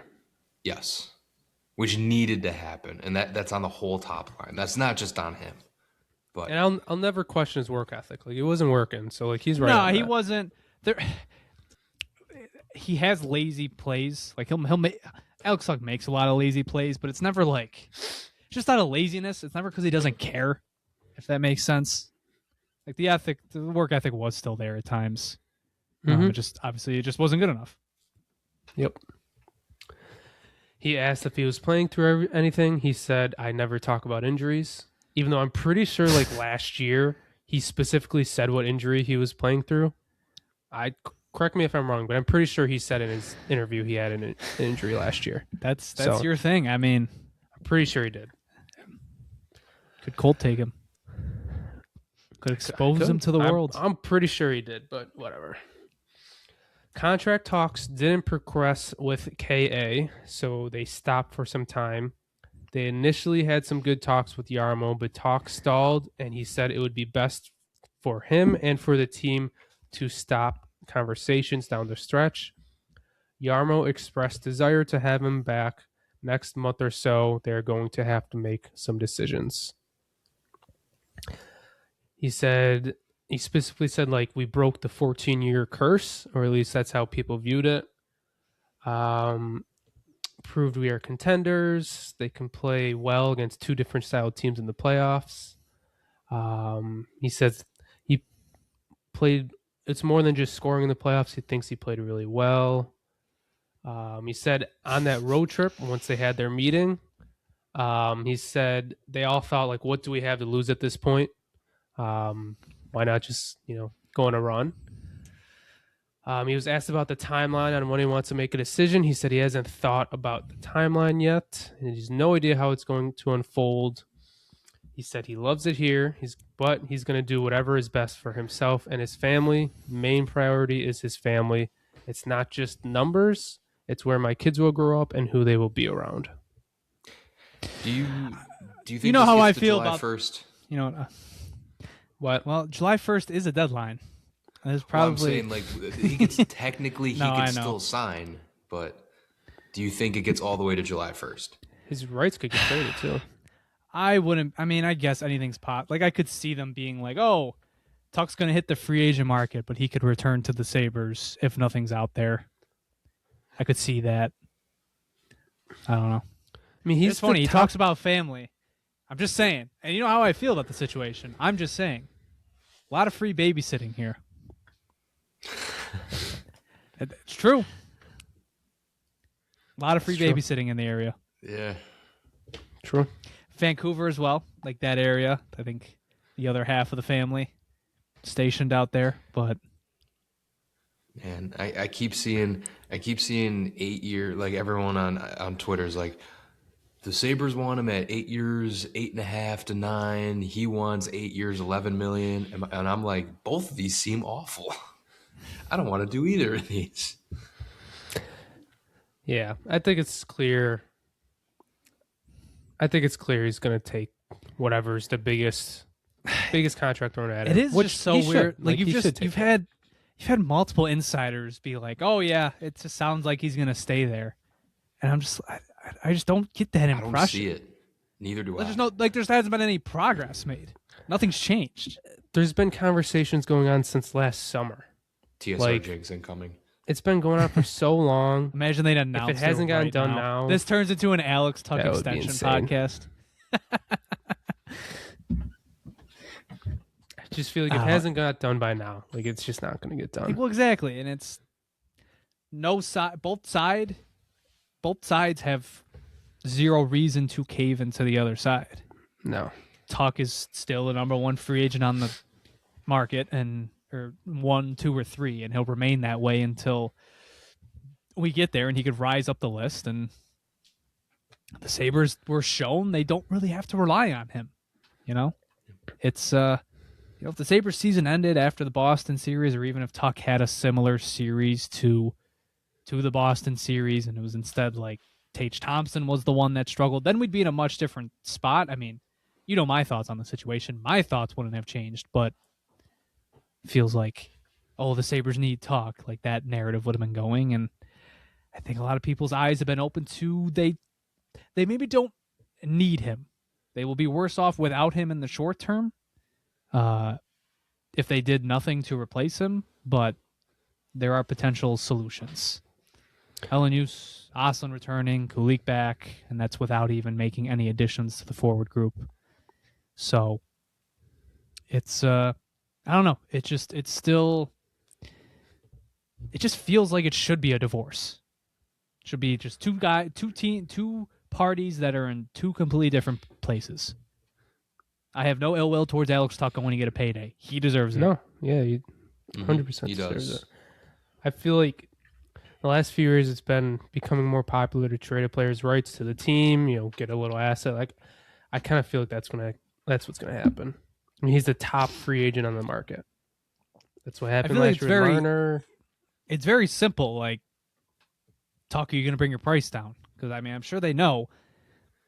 I mean, I know his agent, his agent was doing damage control in the media a day later, but it's still, his second round series cost him maybe $1 million? And that I would even still say no.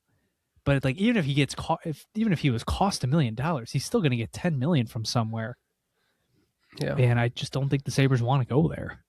Didn't one of the reports just come out that we're like 9.5? He's at 11. Whether that's true or not. Was that an official report? Maybe it's the same. There's been so many reports. Numbers all over the place. Yeah. The Sabres are somewhere between 8 and 9, and Alex Tuck is at 11. Yeah, that's how it's going to be.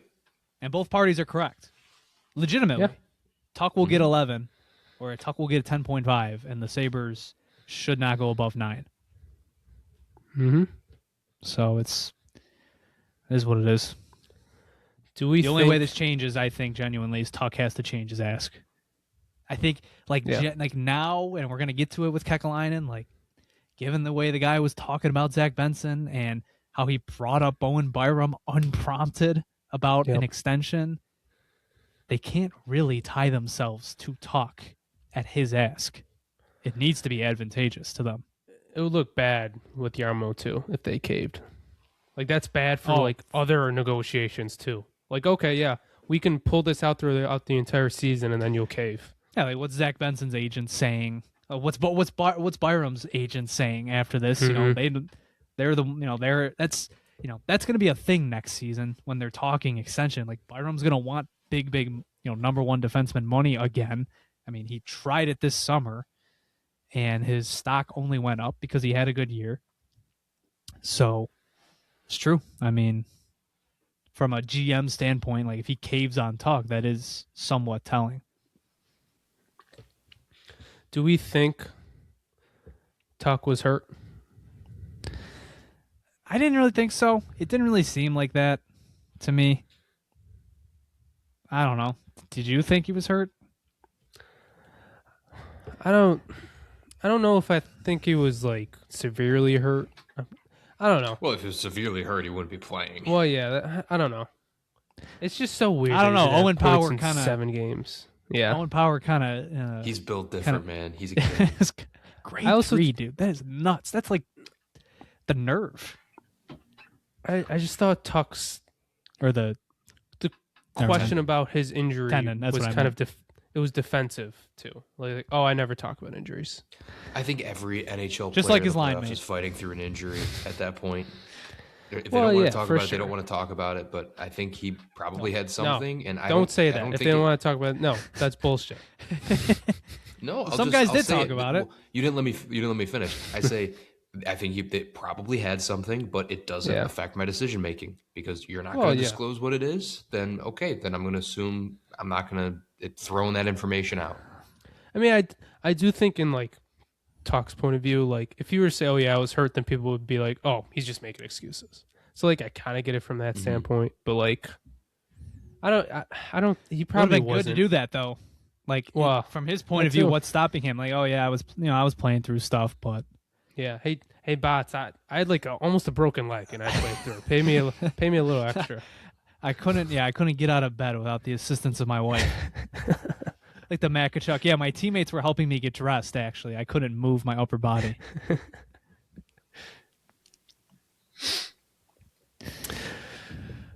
All right, I only got one last thing on Talk. He said he doesn't know how long he'll play. He wants to play as long as he can. He loves to play until he's 40. He said he thinks with the technology nowadays, he doesn't think age means as much as it did in the past.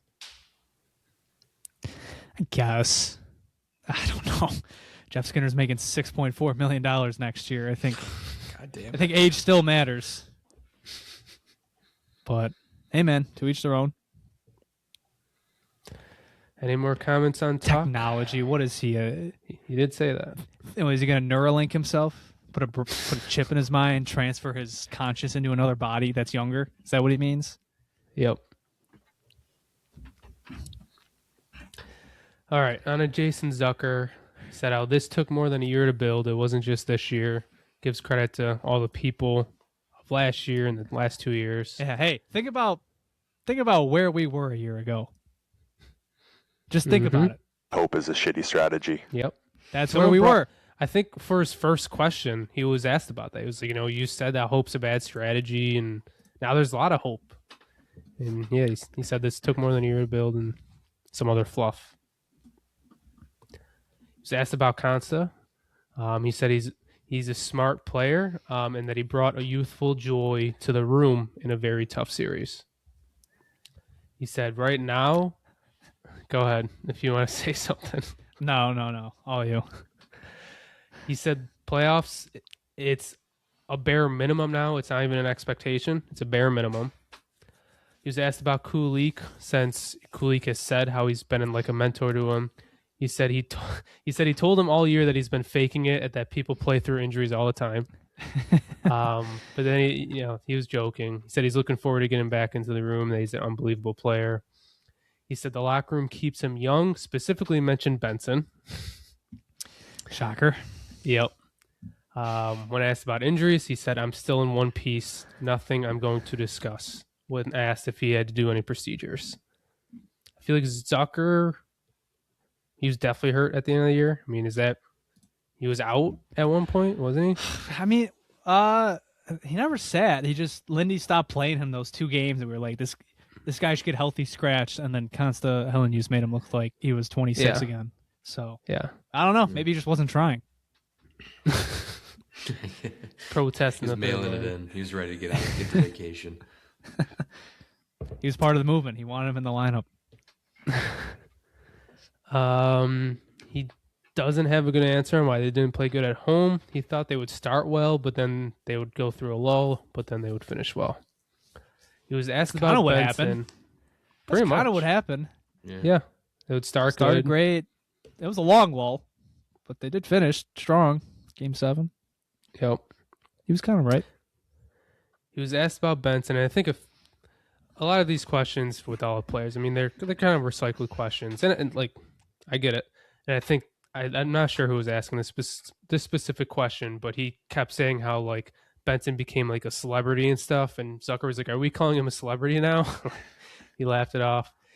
He said, he didn't change his game. He just finally scored big goals in big moments, and that he's really been snake bitten in the past. It's nice to see him rewarded. Okay, on to Tage. On Tuck. Everyone in the room wants him back. He's a massive part of this team. It's a business at the end of the day. It's not all about money, but it's a big factor, and he does not know where his head is at. He said he had some little back stuff through the playoffs, but everybody's fighting stuff. They earn the league's respect. It's only going to get harder. When asked about the young guys, he brought up Consta specifically. I assumed he'd bring up Benson, but he brought up Consta specifically. He said how he's great maturity and skill, and that he's a big piece moving forward. He said this was interesting. He said how him and his wife joke that Buffalo is the place he's lived the longest in his life now, being 8 years, because he moved around all the time when he was younger. When asked about like his off season and how busy it was with the Olympics, he said it's been a crazy long year. Since Worlds ended last year, the strength coach had him get right into it. He needs to rest, but it was good to push his limits. So he attributed, not just this season and going to the Olympics, but going all the way back to the World Championships last year. So I think he's played a lot of hockey in the last year or two. He needs some rest. So he was hurt. Yeah. He said so maybe he needs some rest. Your business. Maybe it was just a little bit of our business. I guess it's our business now. Yeah. And then did you mention the injury yet? Tage? Yeah. All he said is some little back stuff through the playoffs, but Lower everyone's back, fighting yeah. through stuff. Lower back, yeah. And then obviously Darlene makes a comment about playing through a broken back, whether that was directed at him or if it was directed at whoever the player was. I think it was Cutter. Yeah, Philly. Yeah. Anaheim. And then a lot of people were asked about the leadership meeting that was called, and he said the Raz called it. On to Oslin, he had the shortest interview. He said he will be fine in a couple of weeks and doesn't think it would affect his training at all while talking about his injury. He said he's been skating and he's hoping to be back in a couple of weeks, but he did not disclose the injury. What was the injury? Specifically asked. Ah, damn it. Yep. Him and the Docs think he could have played later in round 3. And then when he was talking about this season, he said he thinks he was up and down this season and how he has much more to give. Yeah, I feel like it was after the second time he was called up, he was pretty damn consistent. So on to McLeod. We thought we were a better team than showed last year, and it finally showed this year. This offseason, he wants to get stronger and he's going to get on a workout plan. On Tuck, he'd love for him to stay, but he will get paid one way or another. And then on the penalty kill, him and Tuck skate well together. He doesn't know what it was in the Montreal series. He said maybe it was just some bounces, but it had a good year overall. Josh Norris said he came to love the city and the area this year, and it reminds him of his home in Detroit. And then he said he had something going on in the first series, did not disclose it, and he didn't like his game, but he got back to it against Montreal. He had something going on? He had it, Josh Norris? He was first hurt? time? No, really? That doesn't happen. He was playing through something? Really? Really? That's interesting. That's first I'm hearing of it. Last forward interviewed was Krebs. He thought they handled the playoffs really well without having the experience. I don't know. Did you guys see that he was driving a vintage car to each of the games? A couple of the players were. I know it was Krebs and who was? I think it was Doan. Doan. Was it Doan? Yeah. He was asked about that. He said he wanted to start a trend with it and to see if it was a good luck charm, and that he was thinking about buying the car, but he's not going to buy it anymore. It was not a good luck charm. It didn't work. No. We'll try something else next year. It's okay. Yeah. Only we like the worst. Creativity. Some of his worst hockey memories will be associated with that car. And then, I mean, just since the three of us from Lancaster, he said it was with Basil Classics he would get those cars from, which I don't know if there's another Basil Classics, but obviously there's that new one in Lancaster. So he wants to bring a Stanley Cup here. I think when he was asked about his contract. Me too, buddy. Me too. Yep. I think he was asked about how he played well on like any line he was on, and he said that the best hockey players I see are grinders, grinding for pucks and on the forecheck, and that's what he tries to do. He knows with Lindy that as long as he works hard, he knows Lindy will reward him, and he knows how much that is appreciated. And then on Tuck, hoping they can get something done. On to the defenseman. Rasmus Dahlin, this was a step in the right direction. We grew as an organization and as a team. It sucks that one shot decides the whole season. We didn't even get halfway. We started to be more accountable towards each other. On Tuck, all I want is Tuck to be back. He's big for us on and off the ice. Hopes Jarmo and Tuck can get something done. It is his life, and he can do what he wants, and I will support him no matter what. On Lindy, he is so good at pushing us. He's good at making us uncomfortable, which is a good thing. On the young guys, all of them are gamers. They don't have egos, and they're great teammates. They are going to take over. Losing at home doesn't have an answer. On the road, you usually keep it more simple. When asked about injuries, he held up physically. Nothing big, just some small stuff. He did not play with a broken back. When asked about how this year was for him, he said how this whole city, the team, and the organization had his back. He cannot be more thankful, and how he felt the love. And then when asked about his offseason and what he wants to work on, he said he really wants to work on getting more explosive and becoming an even better skater this offseason. Man, he's just the best, man. Isn't he just like the best captain? Like, you can't pick a better captain than this guy. Just awesome. Guy. Great, just the best type of player to have as the figurehead of your organization, basically. On to Samuelson. Oh my God, how many players talked? I told you all the players who didn't talk. It's a lot of them. There's 3 more defensemen than the 2 goalies. Matthias Samuelson. We'll start off with the Sammy Saint right away. He said faith was a big reason for this year. That this year brought a lot of joy back to him this year. There were times last year where he didn't even look forward to coming to the rink. He had some really dark times these past few years, and that staying healthy was huge. So, I mean, genuinely of like any of the players this year who like really turn around, you probably are the happiest for Samuelson. And obviously, it was pretty rough the last few years, and he had an incredible year this year. So, yep. The top 4, we've all learned from each other. He's more of a lead by example and compete guy. He's not a big speech guy and doesn't do any of the corny stuff. That's what he said. Ostie and Helly are 2 studs. Ostie is the best player on the ice at times. He learned in the playoffs this year that he enjoys the pressure, and that how there's so many emotional swings of the playoffs. Game 1 was one of the coolest moments of his life. I relate to that. Same. And he said, asking him about his dad, that his dad always lets him know that his name is on the cup and not Matthias's. It's a good chirp. It's a good chirp. Byram. One note about Byram. I'm sure everybody saw he had the Benson white trash shirt on during his conference, which is funny. Asked about power. He's super intelligent and can move the puck. This part I feel like is interesting. Some of the negatives that go on around him are not fair towards him. It's refreshing to hear positives about him and about everybody in general.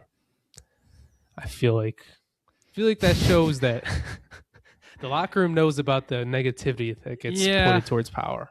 Yeah. He said it's pretty rare to have a top 4 like this, and also mentioned Timmins and Metza having good years and Stanley being good when he played. So well, okay, continue. Yeah. So he mentioned the top 4, and then those 3 to not mention Kesselring or Shen. On his extension, he said he doesn't want to lose anymore and he wants to compete every year. Personal stuff goes into it. He didn't think he would have to talk about this for a while after his extension last year. He didn't specifically say he wants to be here long term, but he said how he just wants to win. Here comes the money. Yeah, he's the money. paid. Last defenseman, Owen Power. He did not say what his injury was. He was asked specifically about it, and he kind of just went around the bush. That's absurd. Yeah. we all what know I'm what like. it was. I'm like, dude, your ankle was in a corkscrew. Like, we know what the injury was too. You can at least tell us what it was. Yeah. Yarmo talked about it, so obviously we'll get to that. But I was gonna say he did Yarmo not aired his specify. shit out anyways. Yeah. But he said it shouldn't impact his season at all, his offseason at all. This year, defensively, he took a different approach to his defensive game. He learned that when his feet are moving, he feels more confident in stopping plays and being a little more physical compared to past years where it was more just his stick or whatever. He said the top 4 has been given the green light to jump into play and get involved in the offensive zone, and he thinks the top 4 worked so well together because they played so much together and they had the chemistry. He said this is the most fun he's had with the group of guys in his career and that the culture took a huge step, or took the next step this year. On to UPL. One note on him, which makes sense, unfortunately. He looked the most broken of any of the players. I can't imagine what's going on in his mind, especially the day after. Like, it's got to suck knowing that. I mean, he's not the reason they lost, but at the end of the day, the very last play was a shot that went in on him that he could have saved. He said this year he was finding his confidence in his game again. When asked about the rotation, he said it was nice to have nights off and to feel fresh, and that the rotation worked this year. He learned that there's stuff you can get away with in the regular season, but you can't in the playoffs. He said, when asked about the rotation again, that it's out of his hands, that you have to be ready to play. I still don't think he likes it, but he said how it did work and how he's been in so many different situations throughout his time here. It's very He true. has worn a lot of hats. Yes. I mean, we've had 5 goalies at one point on the roster. I was gonna say 5 goalies. He was a scapegoat. He was a savior. He was a good backup, and then he was a starter. Like, he's been in a lot of different spots. He's done it all. some spot. He's IR done it guy. all. IR guy. Grand Slam champ of goaltending. Yeah. Back to Consta. He was asked about Consta living with him. He's such a confident guy. He said the car is not all right, and it has a couple of scratches. It's like, this thing's totaled, man. We gotta scrap this whole thing. He said it's his old car. They got insurance out there. Yeah. But he said, when asked about him, he said that UPL lived with Yoki to start.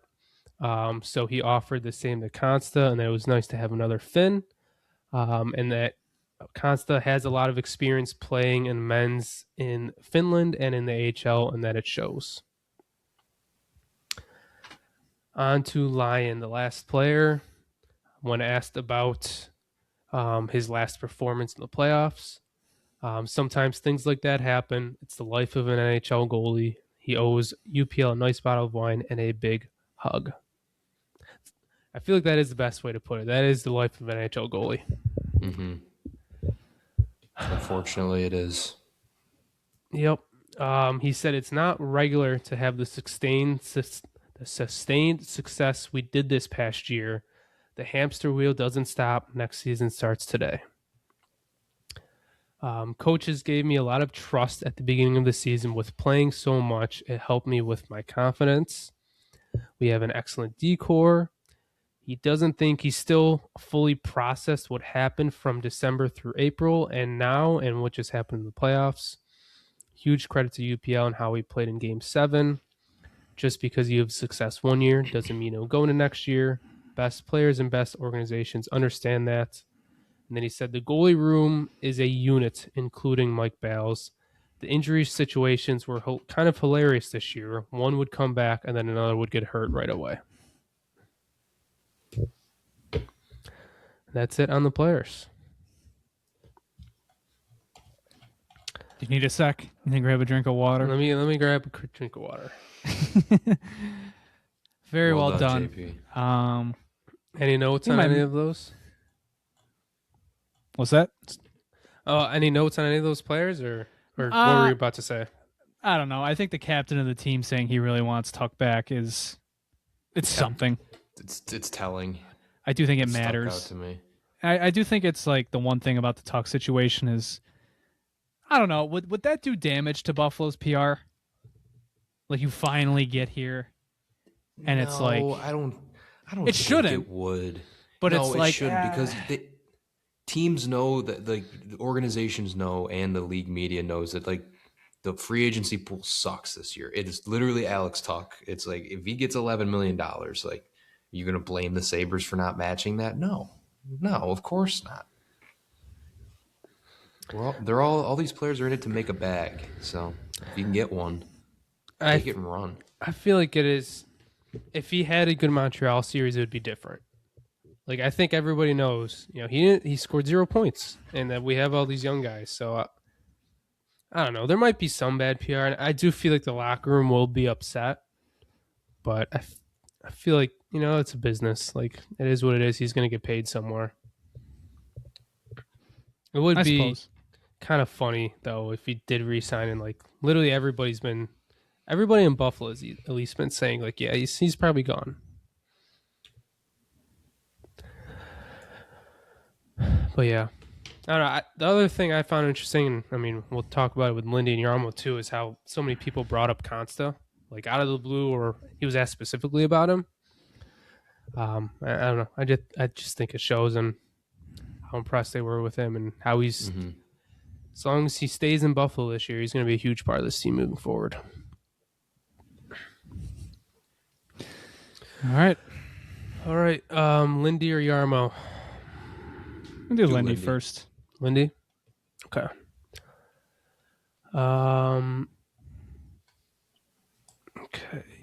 He felt they were the better team. They didn't capitalize with a ton of opportunities in Game 7. When asked about his staff, I guess I did already talk about this. The continuity, incredibly hardworking. When asked about the young players, K.A. told him that these young players are going to be really good players and help them win. Specifically mentioned Oslin, Helenus, Sammy, and Quinn. I just find it funny that Kevin Adams' name still gets thrown around, but it's like a figurehead from beyond the grave, like he's Master Oogway, just like giving like advice. When he was around, like he's a Force ghost. He appears when they need him most, when they need a little bit of guidance. He's Obi-Wan or Yoda appearing as a Force ghost or something. He said that K.A. You have all that you need. You've always had all that you've ever needed.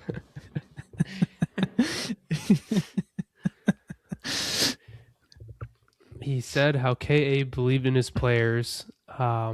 Helenius handled the playoffs really well. And it was a big loss with Oslin in the playoffs. He was asked about the 2-on-1 specifically, Tage and Benson. The 2-on-1 was a big opportunity. He envisions them winning the game with that opportunity. And then he said he was really looking forward to the series with Carolina. He wanted that so bad. I mean, they asked him in relation to, hey, it's been 20 years.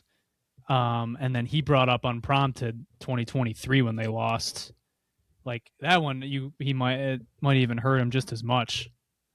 Yeah, he wanted that matchup. When asked about what changed on their road trip in December, he said after the Calgary game, They emphasized the defensive game, specifically mentioned Norris coming back and playing good defensively. On Kulik, he mentioned how he was the number one center last year, mentioned their record with him in the last 20 games last year, which was good, said he can play against anyone, specifically mentioned the Benson, Kulik, and Tage line, and that he was going to be a top 1 or 2 center this year for them. He said the home record really hurt in the playoffs. They need to learn from that, but they learned. Don't let it go to OT and don't let it get to Game 7. They suck in OT, man. Have they had an OT win since the Ottawa game? I don't think they have. They had to have had one. Right? I think the other ones were shootout. I can check right now. Let me use my brain. That can't have been their last OT win. I think it was. Tell me it's not their last OT win. Oh my god. It was. To be fair, they almost never went to OT. In between that time, they had one, and by the end, they figured it out. They're like, let's just get it to a shootout. 3, 4. They had 4 OT losses, and not including the 2 playoff OT losses. So jeez, the last 6 OTs they've lost. But, oh no, they lost their last shootout. Never mind. They went 2-1 with shootouts in that time. All right, where was I? Asked about Jarmo. He said he was always included and spent every day with him before being hired as the GM. They shared ideas. They asked each other questions, and he said that Jarmo and KA were always in the coaches' meetings. On the 3 goalies, I do feel like this is one of the biggest storylines to come out of this because Jarmo also talks about it. Mentioned the e-bug rule and how they need to have one next year, so why not have 3? It's a new concept. It might be weird for everybody, but it did work this year. Okay.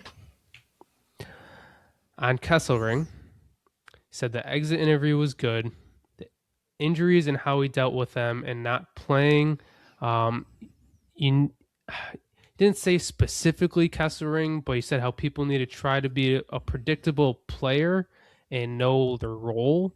How sometimes you might, if you're playing top 4 minutes versus being a 5 or 6, it might be different. We believe in him still. He did not skate well for the first half of the year, but the second half, other guys just played well and took his place. He thought he was skating well in practice at the end of the year. Benson and Doan, they are dogs on the puck and were great in the playoffs. He thinks of the goal all the time where Doan set up Benson in the playoffs. And then specifically on Doan, he said that he needs to work on getting faster and a better skater. The shot can continue to get better. And he said he pictures him becoming a penalty killer. 25 goals is a good goal, but he can do better. That's all I got for Lindy, unless you guys got anything else, because I know you both watched the Lindy and Jarmo interviews. No, I think the only interesting thing, well, it's weird because I believe him less. Like, he was more complimentary of Kesselring, but at the end of the day, like, I just feel like he was the one that wasn't playing him. He just didn't trust him. Yeah. Yeah. I think it's very easy to read between the lines with the Kesselring comments between him and what Jarmo said, that like Kesselring wanted to play more, and they were just like, dude, you have not earned this. Like, they said it very nicely, but it's like you're struggling. Like you got to produce to be in the top 4. Mm-hmm. You don't kill penalties for us. We don't. You're taking bad penalties at the end of games.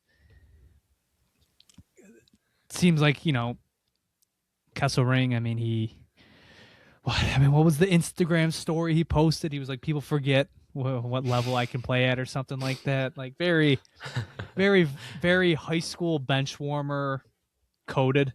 Like, he's like, I'll be back. It's like, dude, can you it's weird because like the lineup, bro.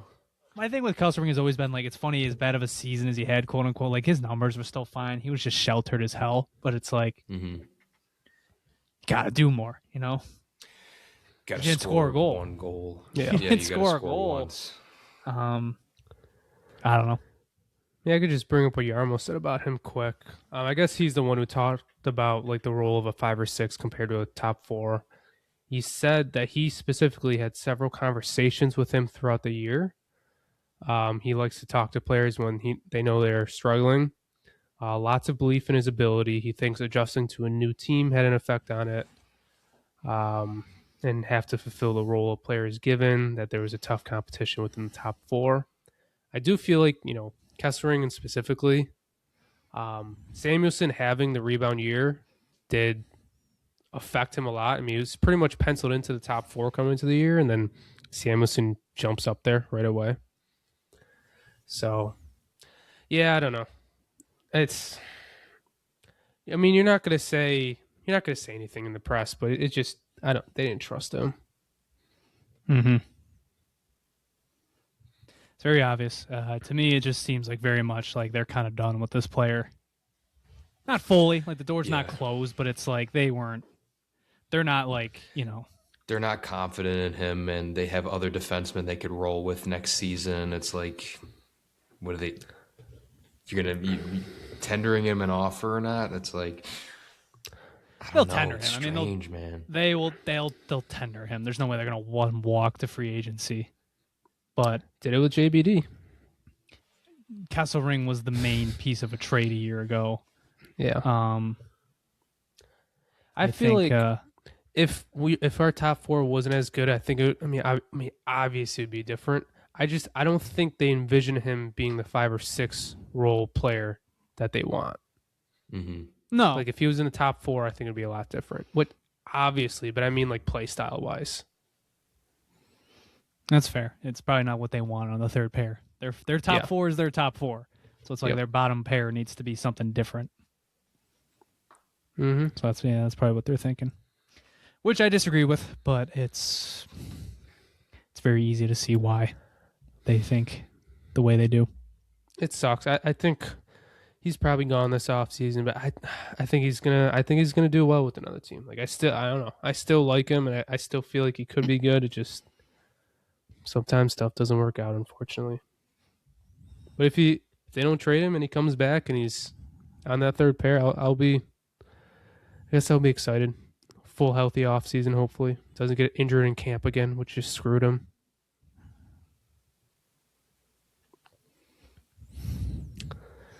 All right. On to Yarmo. Last one. In his opening statement, he specifically mentioned Oslin and Helenius, and how they can both play center, and specifically how Oslin was able to come in when Norris was out in this season and played well.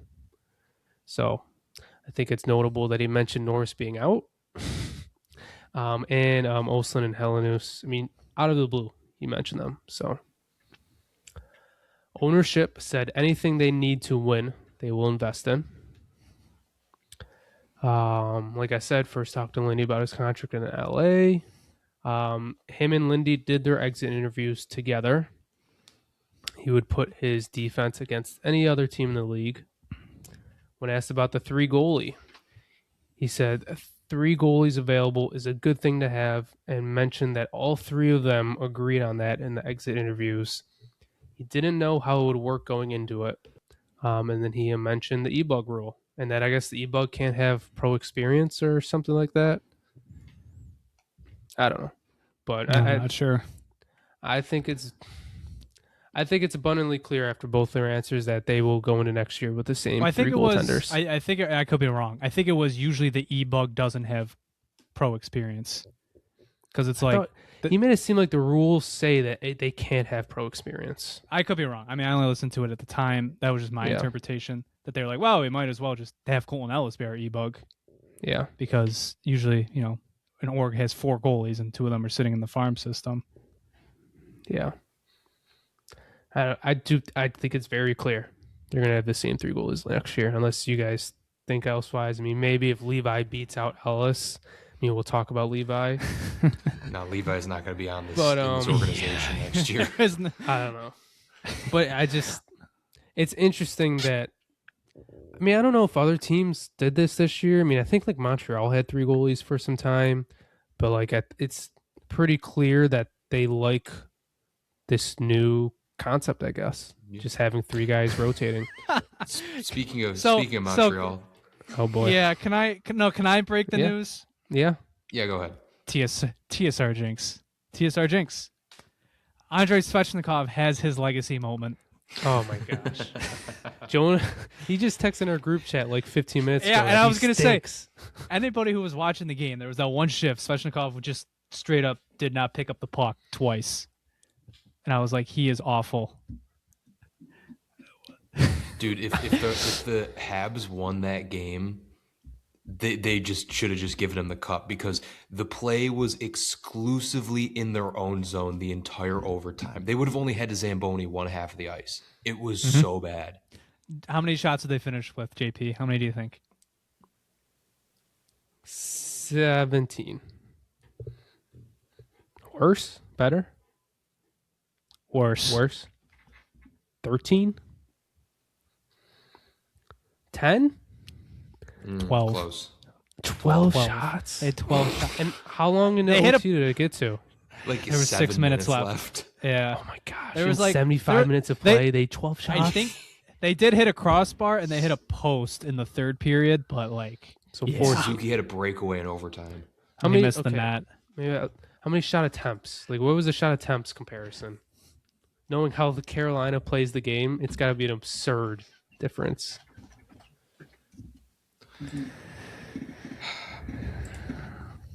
The deserve to win-o-meter was like 82 to 18. Just ridiculous. All the Habs fans stunned in their seats. 12. Yeah, sit there. Sit there and think about how shit your team played tonight in front of you guys. 38 to 12. But Canadians were 1 for 2 on the power play. Carolina was 0 for 3. Mm-hmm. It's how the Canadians beat the Sabres, basically. That's unbelievable. That's so funny, dude. Every time. Takeaways were 13 to 3 in favor of Carolina. Oh my gosh. What was the deserve of win-o-meter? Had to be pretty lopsided. 80%. Oh, Dobish slamming his stick. Oh, boo-hoo, buddy. Oh. I can't wait for everybody to. I can't wait for everybody to glaze him. Even. I mean, he's a great goalie, but it's like the Hurricanes do this to a goaltender every year. 75% I'm seeing the 0-meter. Funny. Jesus. All right. Anyways, didn't mean to interject. Okay, where was I? Chill's thinking about the atmosphere in the city and in the building. He got stopped in Wegmans multiple times for a Go Sabres. Lindy is open to the science and is open to the data that the management staff may bring him. He's always willing to listen. Some coaches are more stubborn than others, but he's been great. On Tuck, he's an important part of our success. We will make our decisions on how to make our team better and if the contract makes the team better. So, it's a good GM answer. Yeah. It's like the money's got to make sense at the end of the day. Yep. I think There's pretty much needs for the team. Where they're at in the negotiations makes sense with what he just said. Mm-hmm. And then he was asked about the young guys right after that. Young guys have shown they can have success in the league, but we still do need to have veteran leadership and reliance.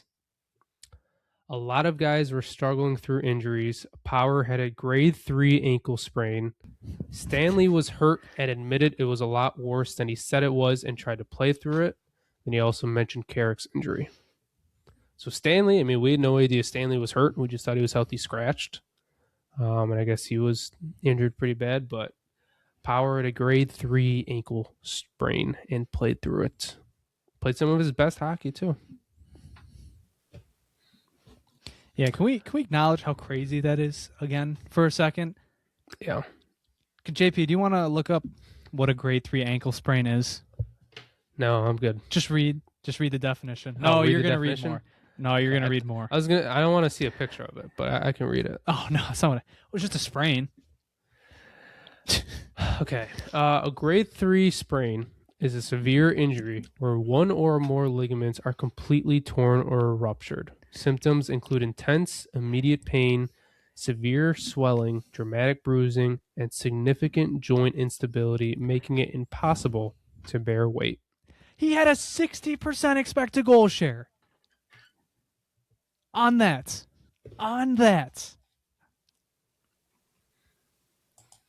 Don't ever call him soft again. Owen Power slander will not be tolerated from here on out. He's not physical. He is not soft. I mean, I gotta look he's an back Iron at Man. his- The only time he's ever missed games is when, remember when Samuelsson legitimately pushed a guy into his knee last year? Yep. That was like the first game he had missed. And then this year, he missed the first game. Year. Wait, Yeah. it was like one game though, right? He's played 79, 76, 79, 81. Ridiculous. Did not miss a game. Like, his leg was a pretzel in Game 5.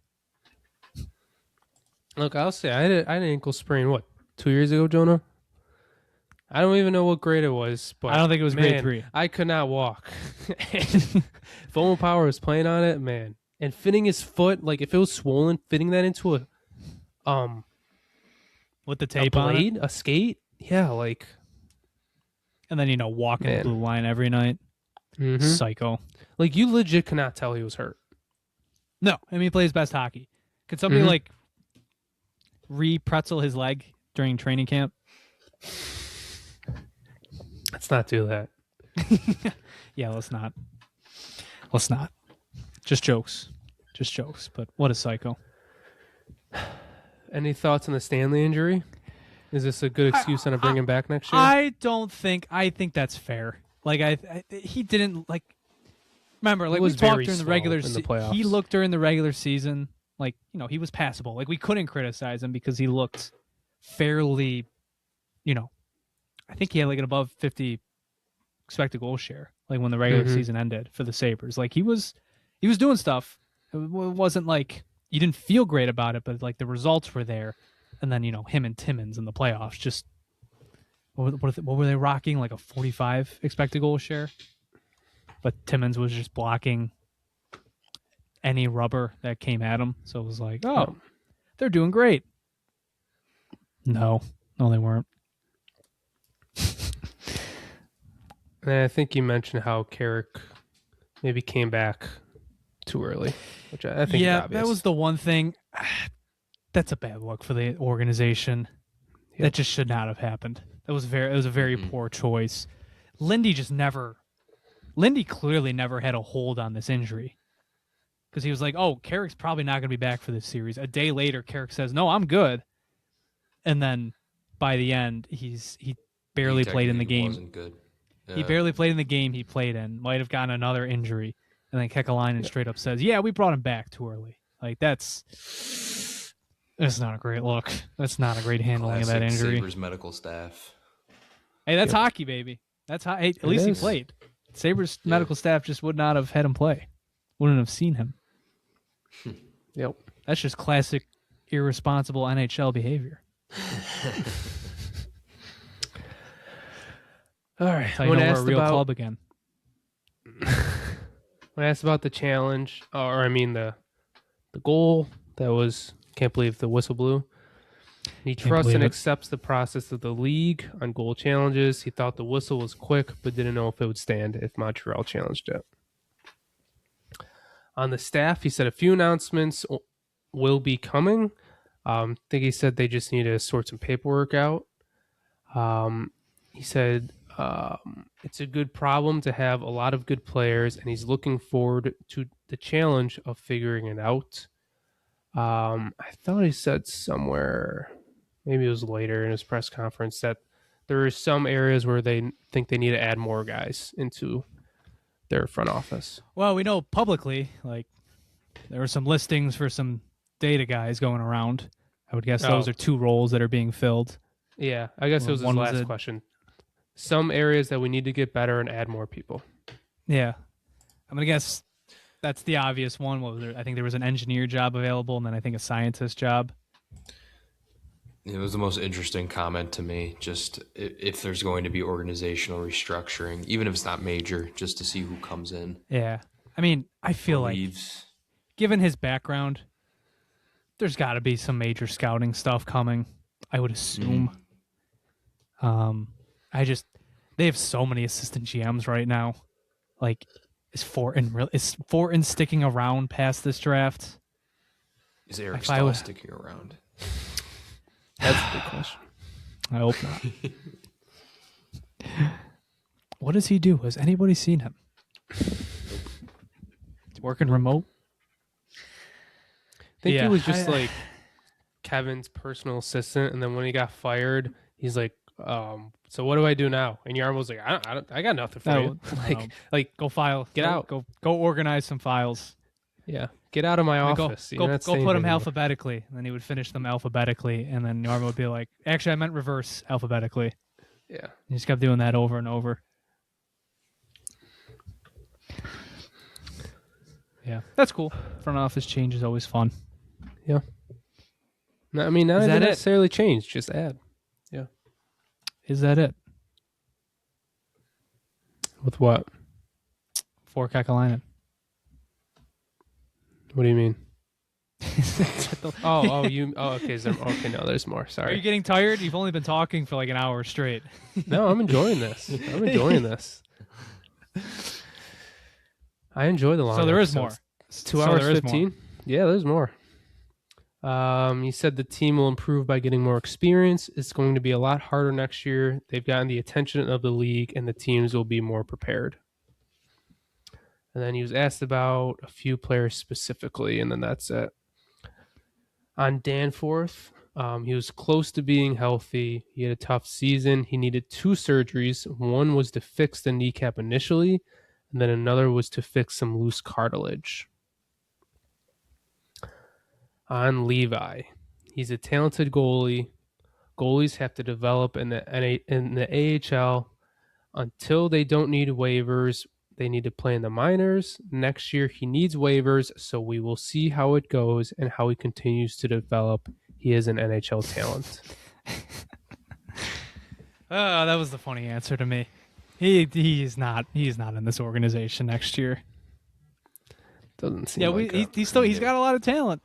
He's got a lot of talent. He's an NHL talent. Next year he needs waivers, so we'll see how it goes. That too. That's like, yeah. I mean, it is what it is. Clearly Ellis has jumped Levi.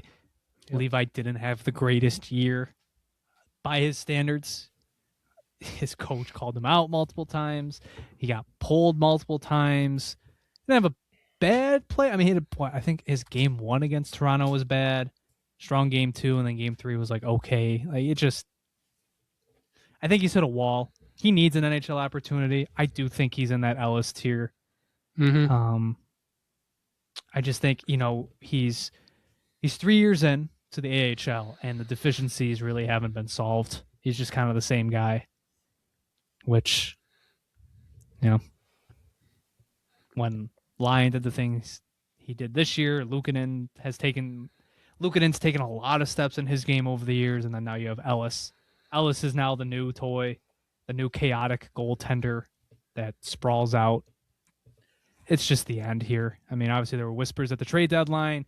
We already have rumors. Jeff Merrick's talking about these two's relationship like it's a divorce. It's over. It's over between the Sabres and Devon Levi. Didn't someone say the Senators may be interested? The Weeks. I think that was the Kevin Weeks. That was the Kevin Weeks report. An Allmark Levi tandem. That guy says. An Allmark Levi tandem would be kind of evil. Crazy bad vibes. But yeah, I would not Kevin trade him in Weeks division. He's not a real insider. He's not. I don't want to hear about goalies are voodoo. I don't want Levi suddenly turning into something with Ottawa alongside Linus Allmark. Agreed. And Dylan Cousins. I think let's pick a different team. The St. Louis Blues lost Ellis. Binnington sucks. They need a goalie. Levi for Robert Thomas. There you go. Yeah, it sucks. Especially, all the hype that he had, and I mean, I even going to games. There's quite a few people that have Levi jerseys. Like it. I know. Really sucks. It turns out this way. Sucks when prospects do that. We'll see where Kevin Adams gets hired. Maybe there would be an easy spot for him. All right. We talked about Kesselring already. On Benson, he's excited about him. Said how Doan has the potential for leadership. That we got him locked up early. This should be his first year out of junior, but he's playing in the NHL at 21 years old. Looking forward to him becoming a man and getting stronger.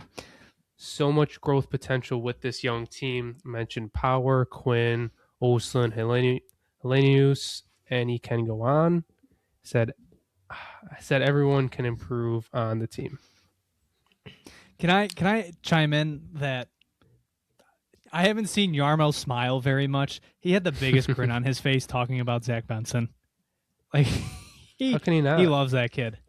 He thinks he's freaking awesome. The whole team loves him. They're wearing He t-shirts does, of him. but it's so funny. Kekalainen's like the stern, can't get a read on him. No, you can get a read on what he thinks of Zach Benson. That guy, he is going to sign him long term, which was very funny to me. Yep. And then last question, asked about Byram. He said right away, like to lock him up for a long time. Top four has he asked about him directly? Yeah. I could have sworn when I was listening. I think I was kind of zoned out a little bit, but I was like, did you just bring him up unprompted? No, I think he was asked about him.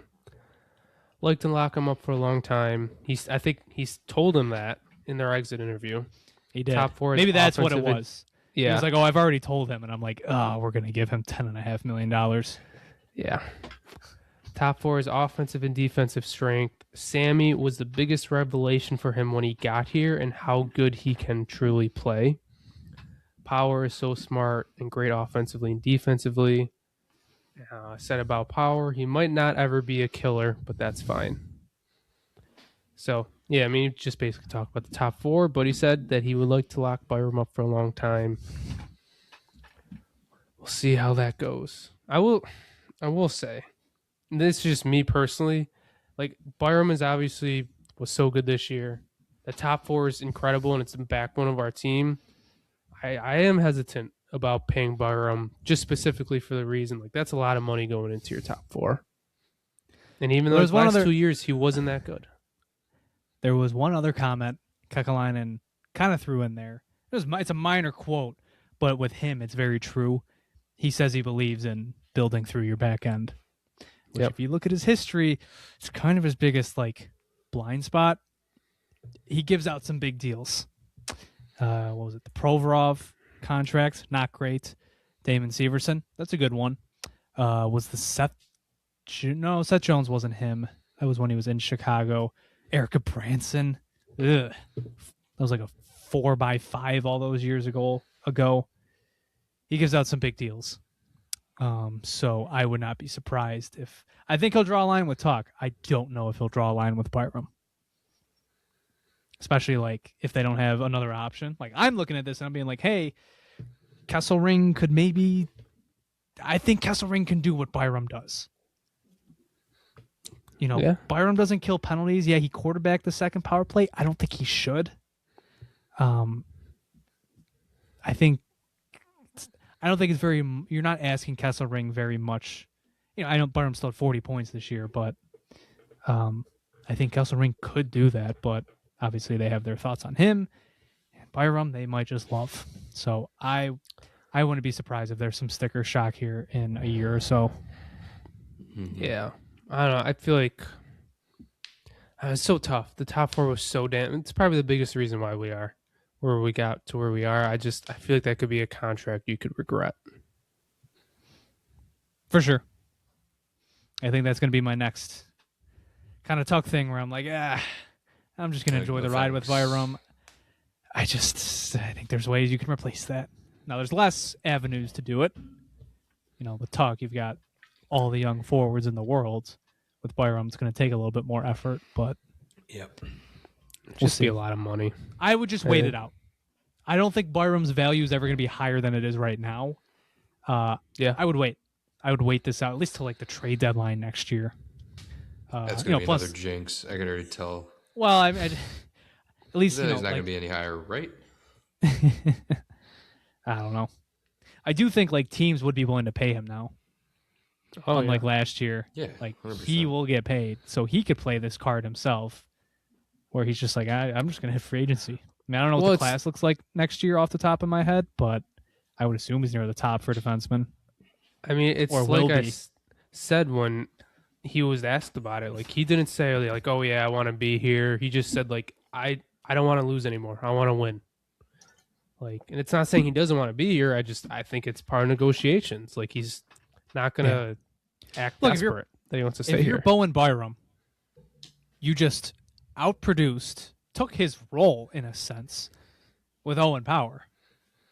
Like, you basically, from his perspective, like, you took Owen Power's role, and in a way he did, because he took the spot on the top power play unit, was one of their best producing defensemen this year. He's going to be looking for at least that, and it's going to be more based off what we, last year he wanted the Chikrin contract. He's only going to ask for more now. I'm going to be very, very interested to see what, like, Darren Radich gets on the open market. So it's it's a similar thing where it's like, it makes sense why he wants to ask for it. I just don't want, to go there.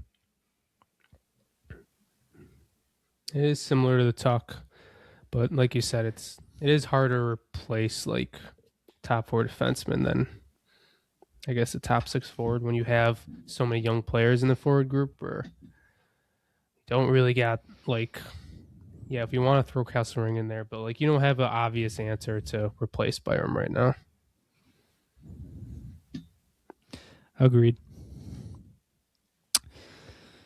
All right. Any other takeaways? That's all I got, unless you guys got anything else. Christian? No, I'll just reiterate what I said, that I really think the front office thing is the one thing that jumped out to me the most. I'm just very interested to see what kind of restructuring might get done. Hopefully we get a scouting staff that'll travel, to Medicine Hat more often than not. Yeah. But that's it. That's all not I the got. Budget. Right. I don't know. Not much, like kind of status quo. It like I said, I think the Byram thing is the most insightful.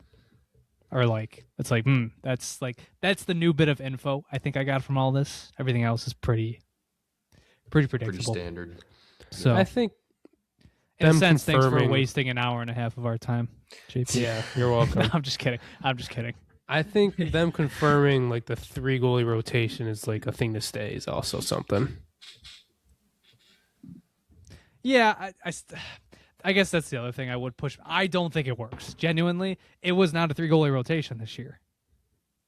It wasn't. It was a 2 goalie rotation with insurance. If they want to keep doing that, that's great. And I think they will keep doing that. It's just I still don't believe in 3 goalie rotations. They do not work. You can ask Montreal. Like, same thing was happening with them. The worst goaltending the Sabres got this season was genuinely when they had a 3 goalie rotation going. Alex Lyon was at the back of the rotation, and Ellis and Luukkonen were getting, more and more starts. So I disagree with that. Obviously, it quote unquote worked, but it's good insurance. They should. I mean, if with the e-bug rule, I get that you're going to see more teams do that, but I'm not. Just don't turn it into a real rotation. That's what I would say.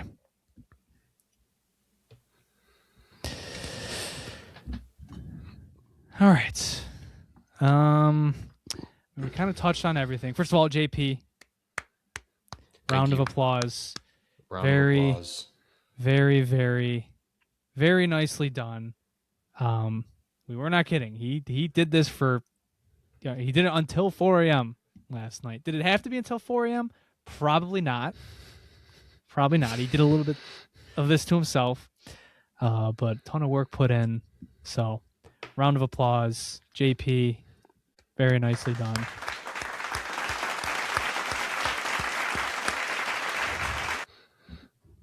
Thank you. Nice job. Don't need the appreciation. Welcome back. That's just what I do. That was your punishment for not being here for the most consequential episode in our history. A Game 7 OT loss. So you're just drinking your sorrows away, you alcoholic. So, yep, that was your punishment. All right. We touched on the Tuck stuff. There was more reports, like Tuck's still at 10.5, 11 million. No surprise there. I tweeted out, there's been zero change in these reports for like 6 months now. It's the same thing. So he wants his money. The Sabres want their money. Status quo there. We mentioned the Devon Levi reports. Merrick said 2 parties are done. Weeks reported that Ottawa might be a destination. On top of that, there was some dot connecting. So Sebastian Cossa of the Detroit Red Wings is looking to be traded, or is the Red Wings are using him as a trade chip. Another goaltender, first round, bigger goaltender, so maybe not 1-to-1 to Levi, but the rumor on the street there is they're looking for a second round pick, or teams are looking for a second round pick. So how close does that equate to Levi? Is it a second? Is it a third? Is it a fourth? I don't know. There could be.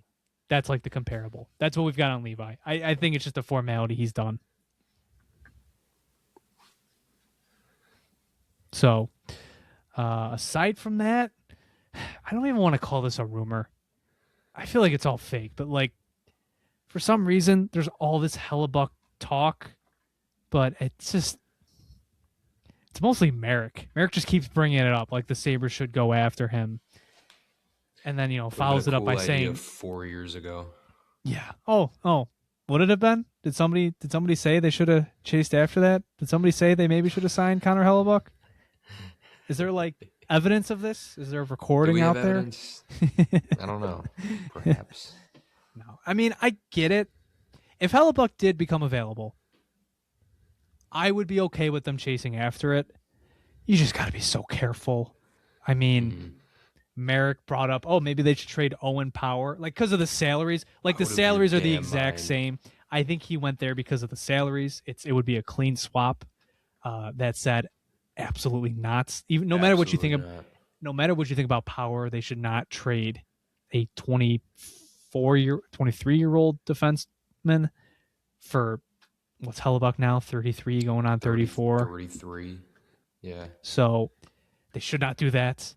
I do think there's maybe a deal out there, like if Winnipeg was like, hey, give us Luukkonen and Norris and like maybe a pick, maybe like this year's first. Like, would you do Norris 27th overall plus UPL for Hellebuyck? I still don't know. You're getting space out of that deal. There's things you can do. It would make it. There's things you can do, but at the end of the day, you would be doing this in service because of playoff failure. And I don't think, genuinely, I don't know if there's many goaltenders with as much playoff failure as Connor Hellebuyck, which makes it all very funny. It's true. And, considering that they think they're going to rock with this 2-goalie rotation, I don't think they're going to do that. Even if he becomes available, I highly doubt they go after Connor Hellebuyck. But, yeah, what does it really change? Your goaltending duo this year was great, and then they shit the bed in the playoffs. That's what Connor Hellebuyck does every year. He plays well in the regular season. He just takes a dump in the playoffs. So I do think it's a good way. It would be a hell of a fail-safe for regression.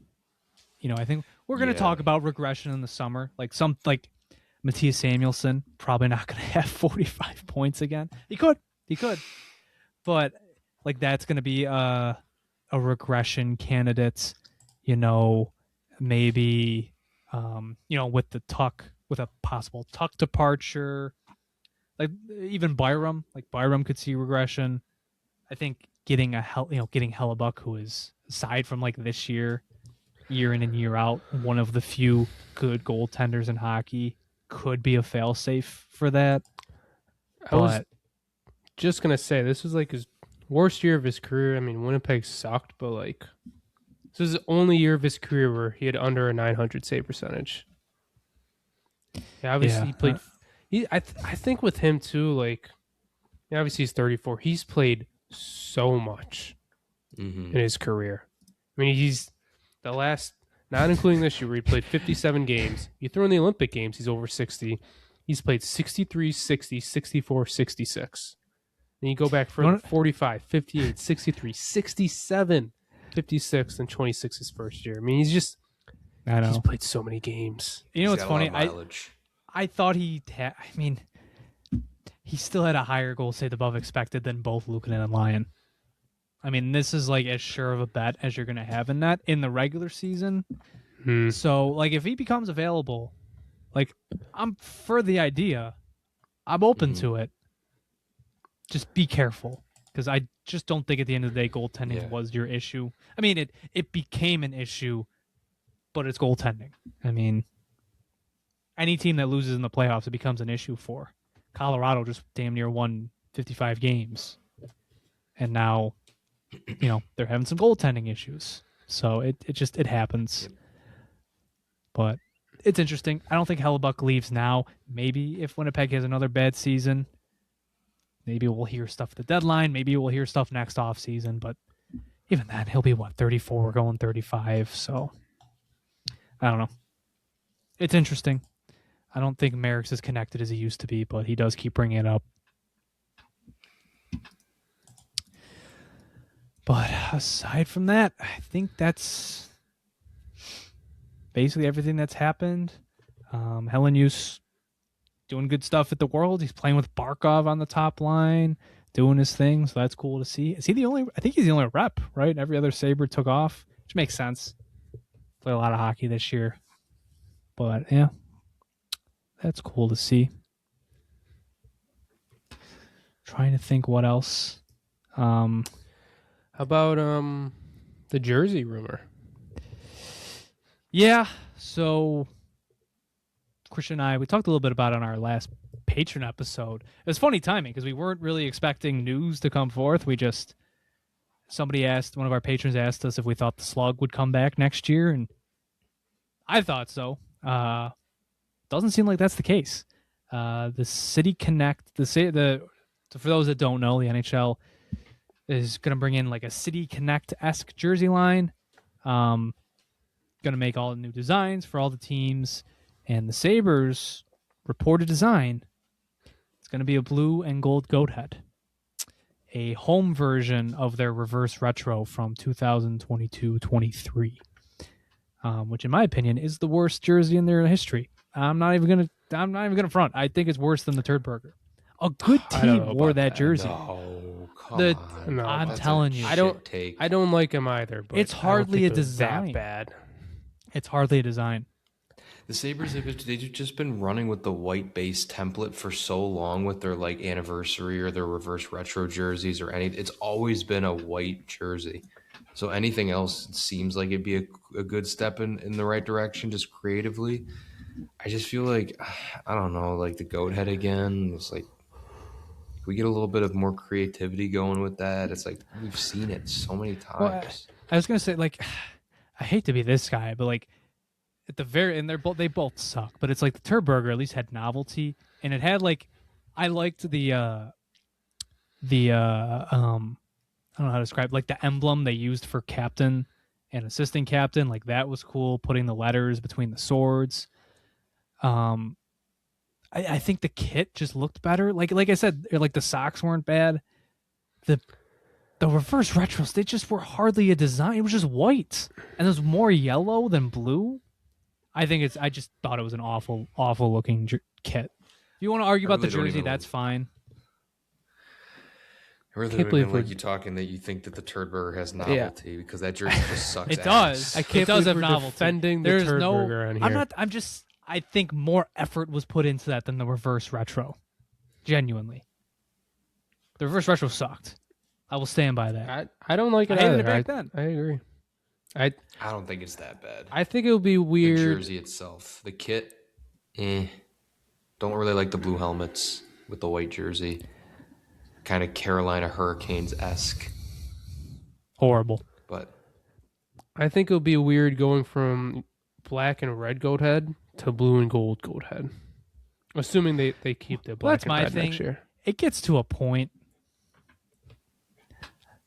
Goathead's a little oversaturated, man. I think we're getting there. Like if it was a City Connect jersey, like I feel like you could have done more. That's what I'm saying. Make it original.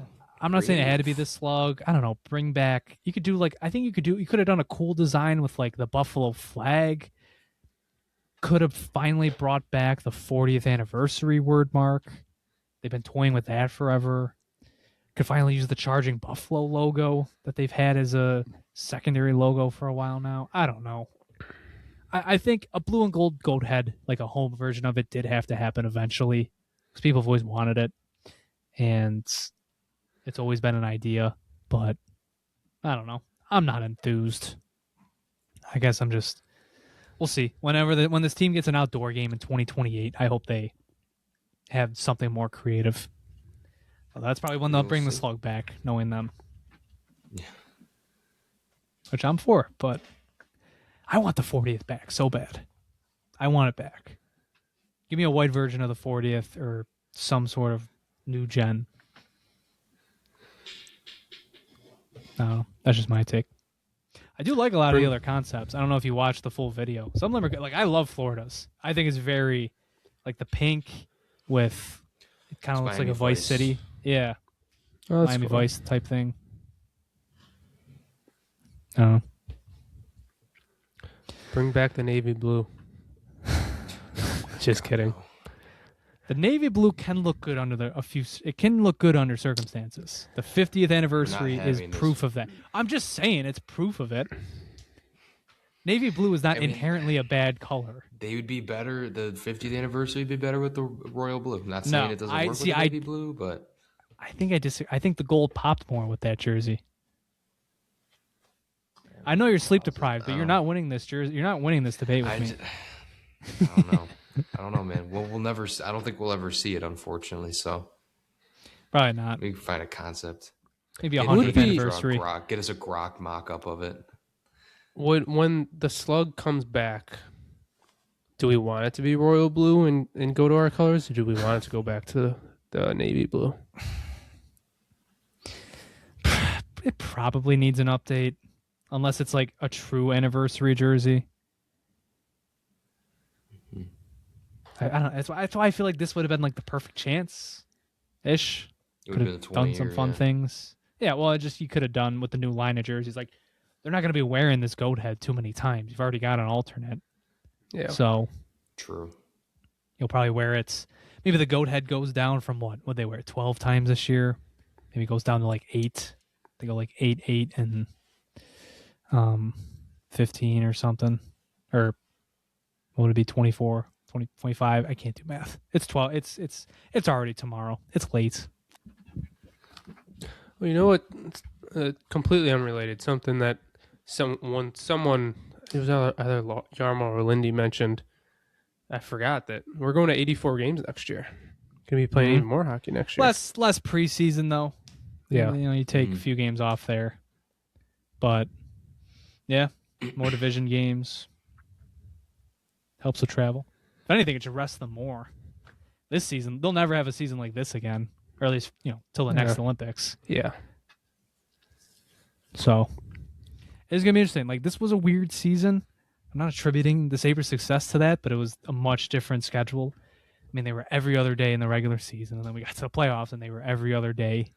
So a lot of rest coming. So we made it to the off season. A few more weeks, and we're back. It's gonna be a perfect break. A month break is like perfect till the draft, till things start happening.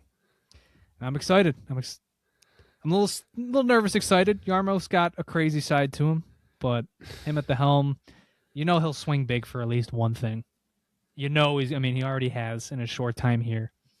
So we'll see. Mm-hmm. We shall see.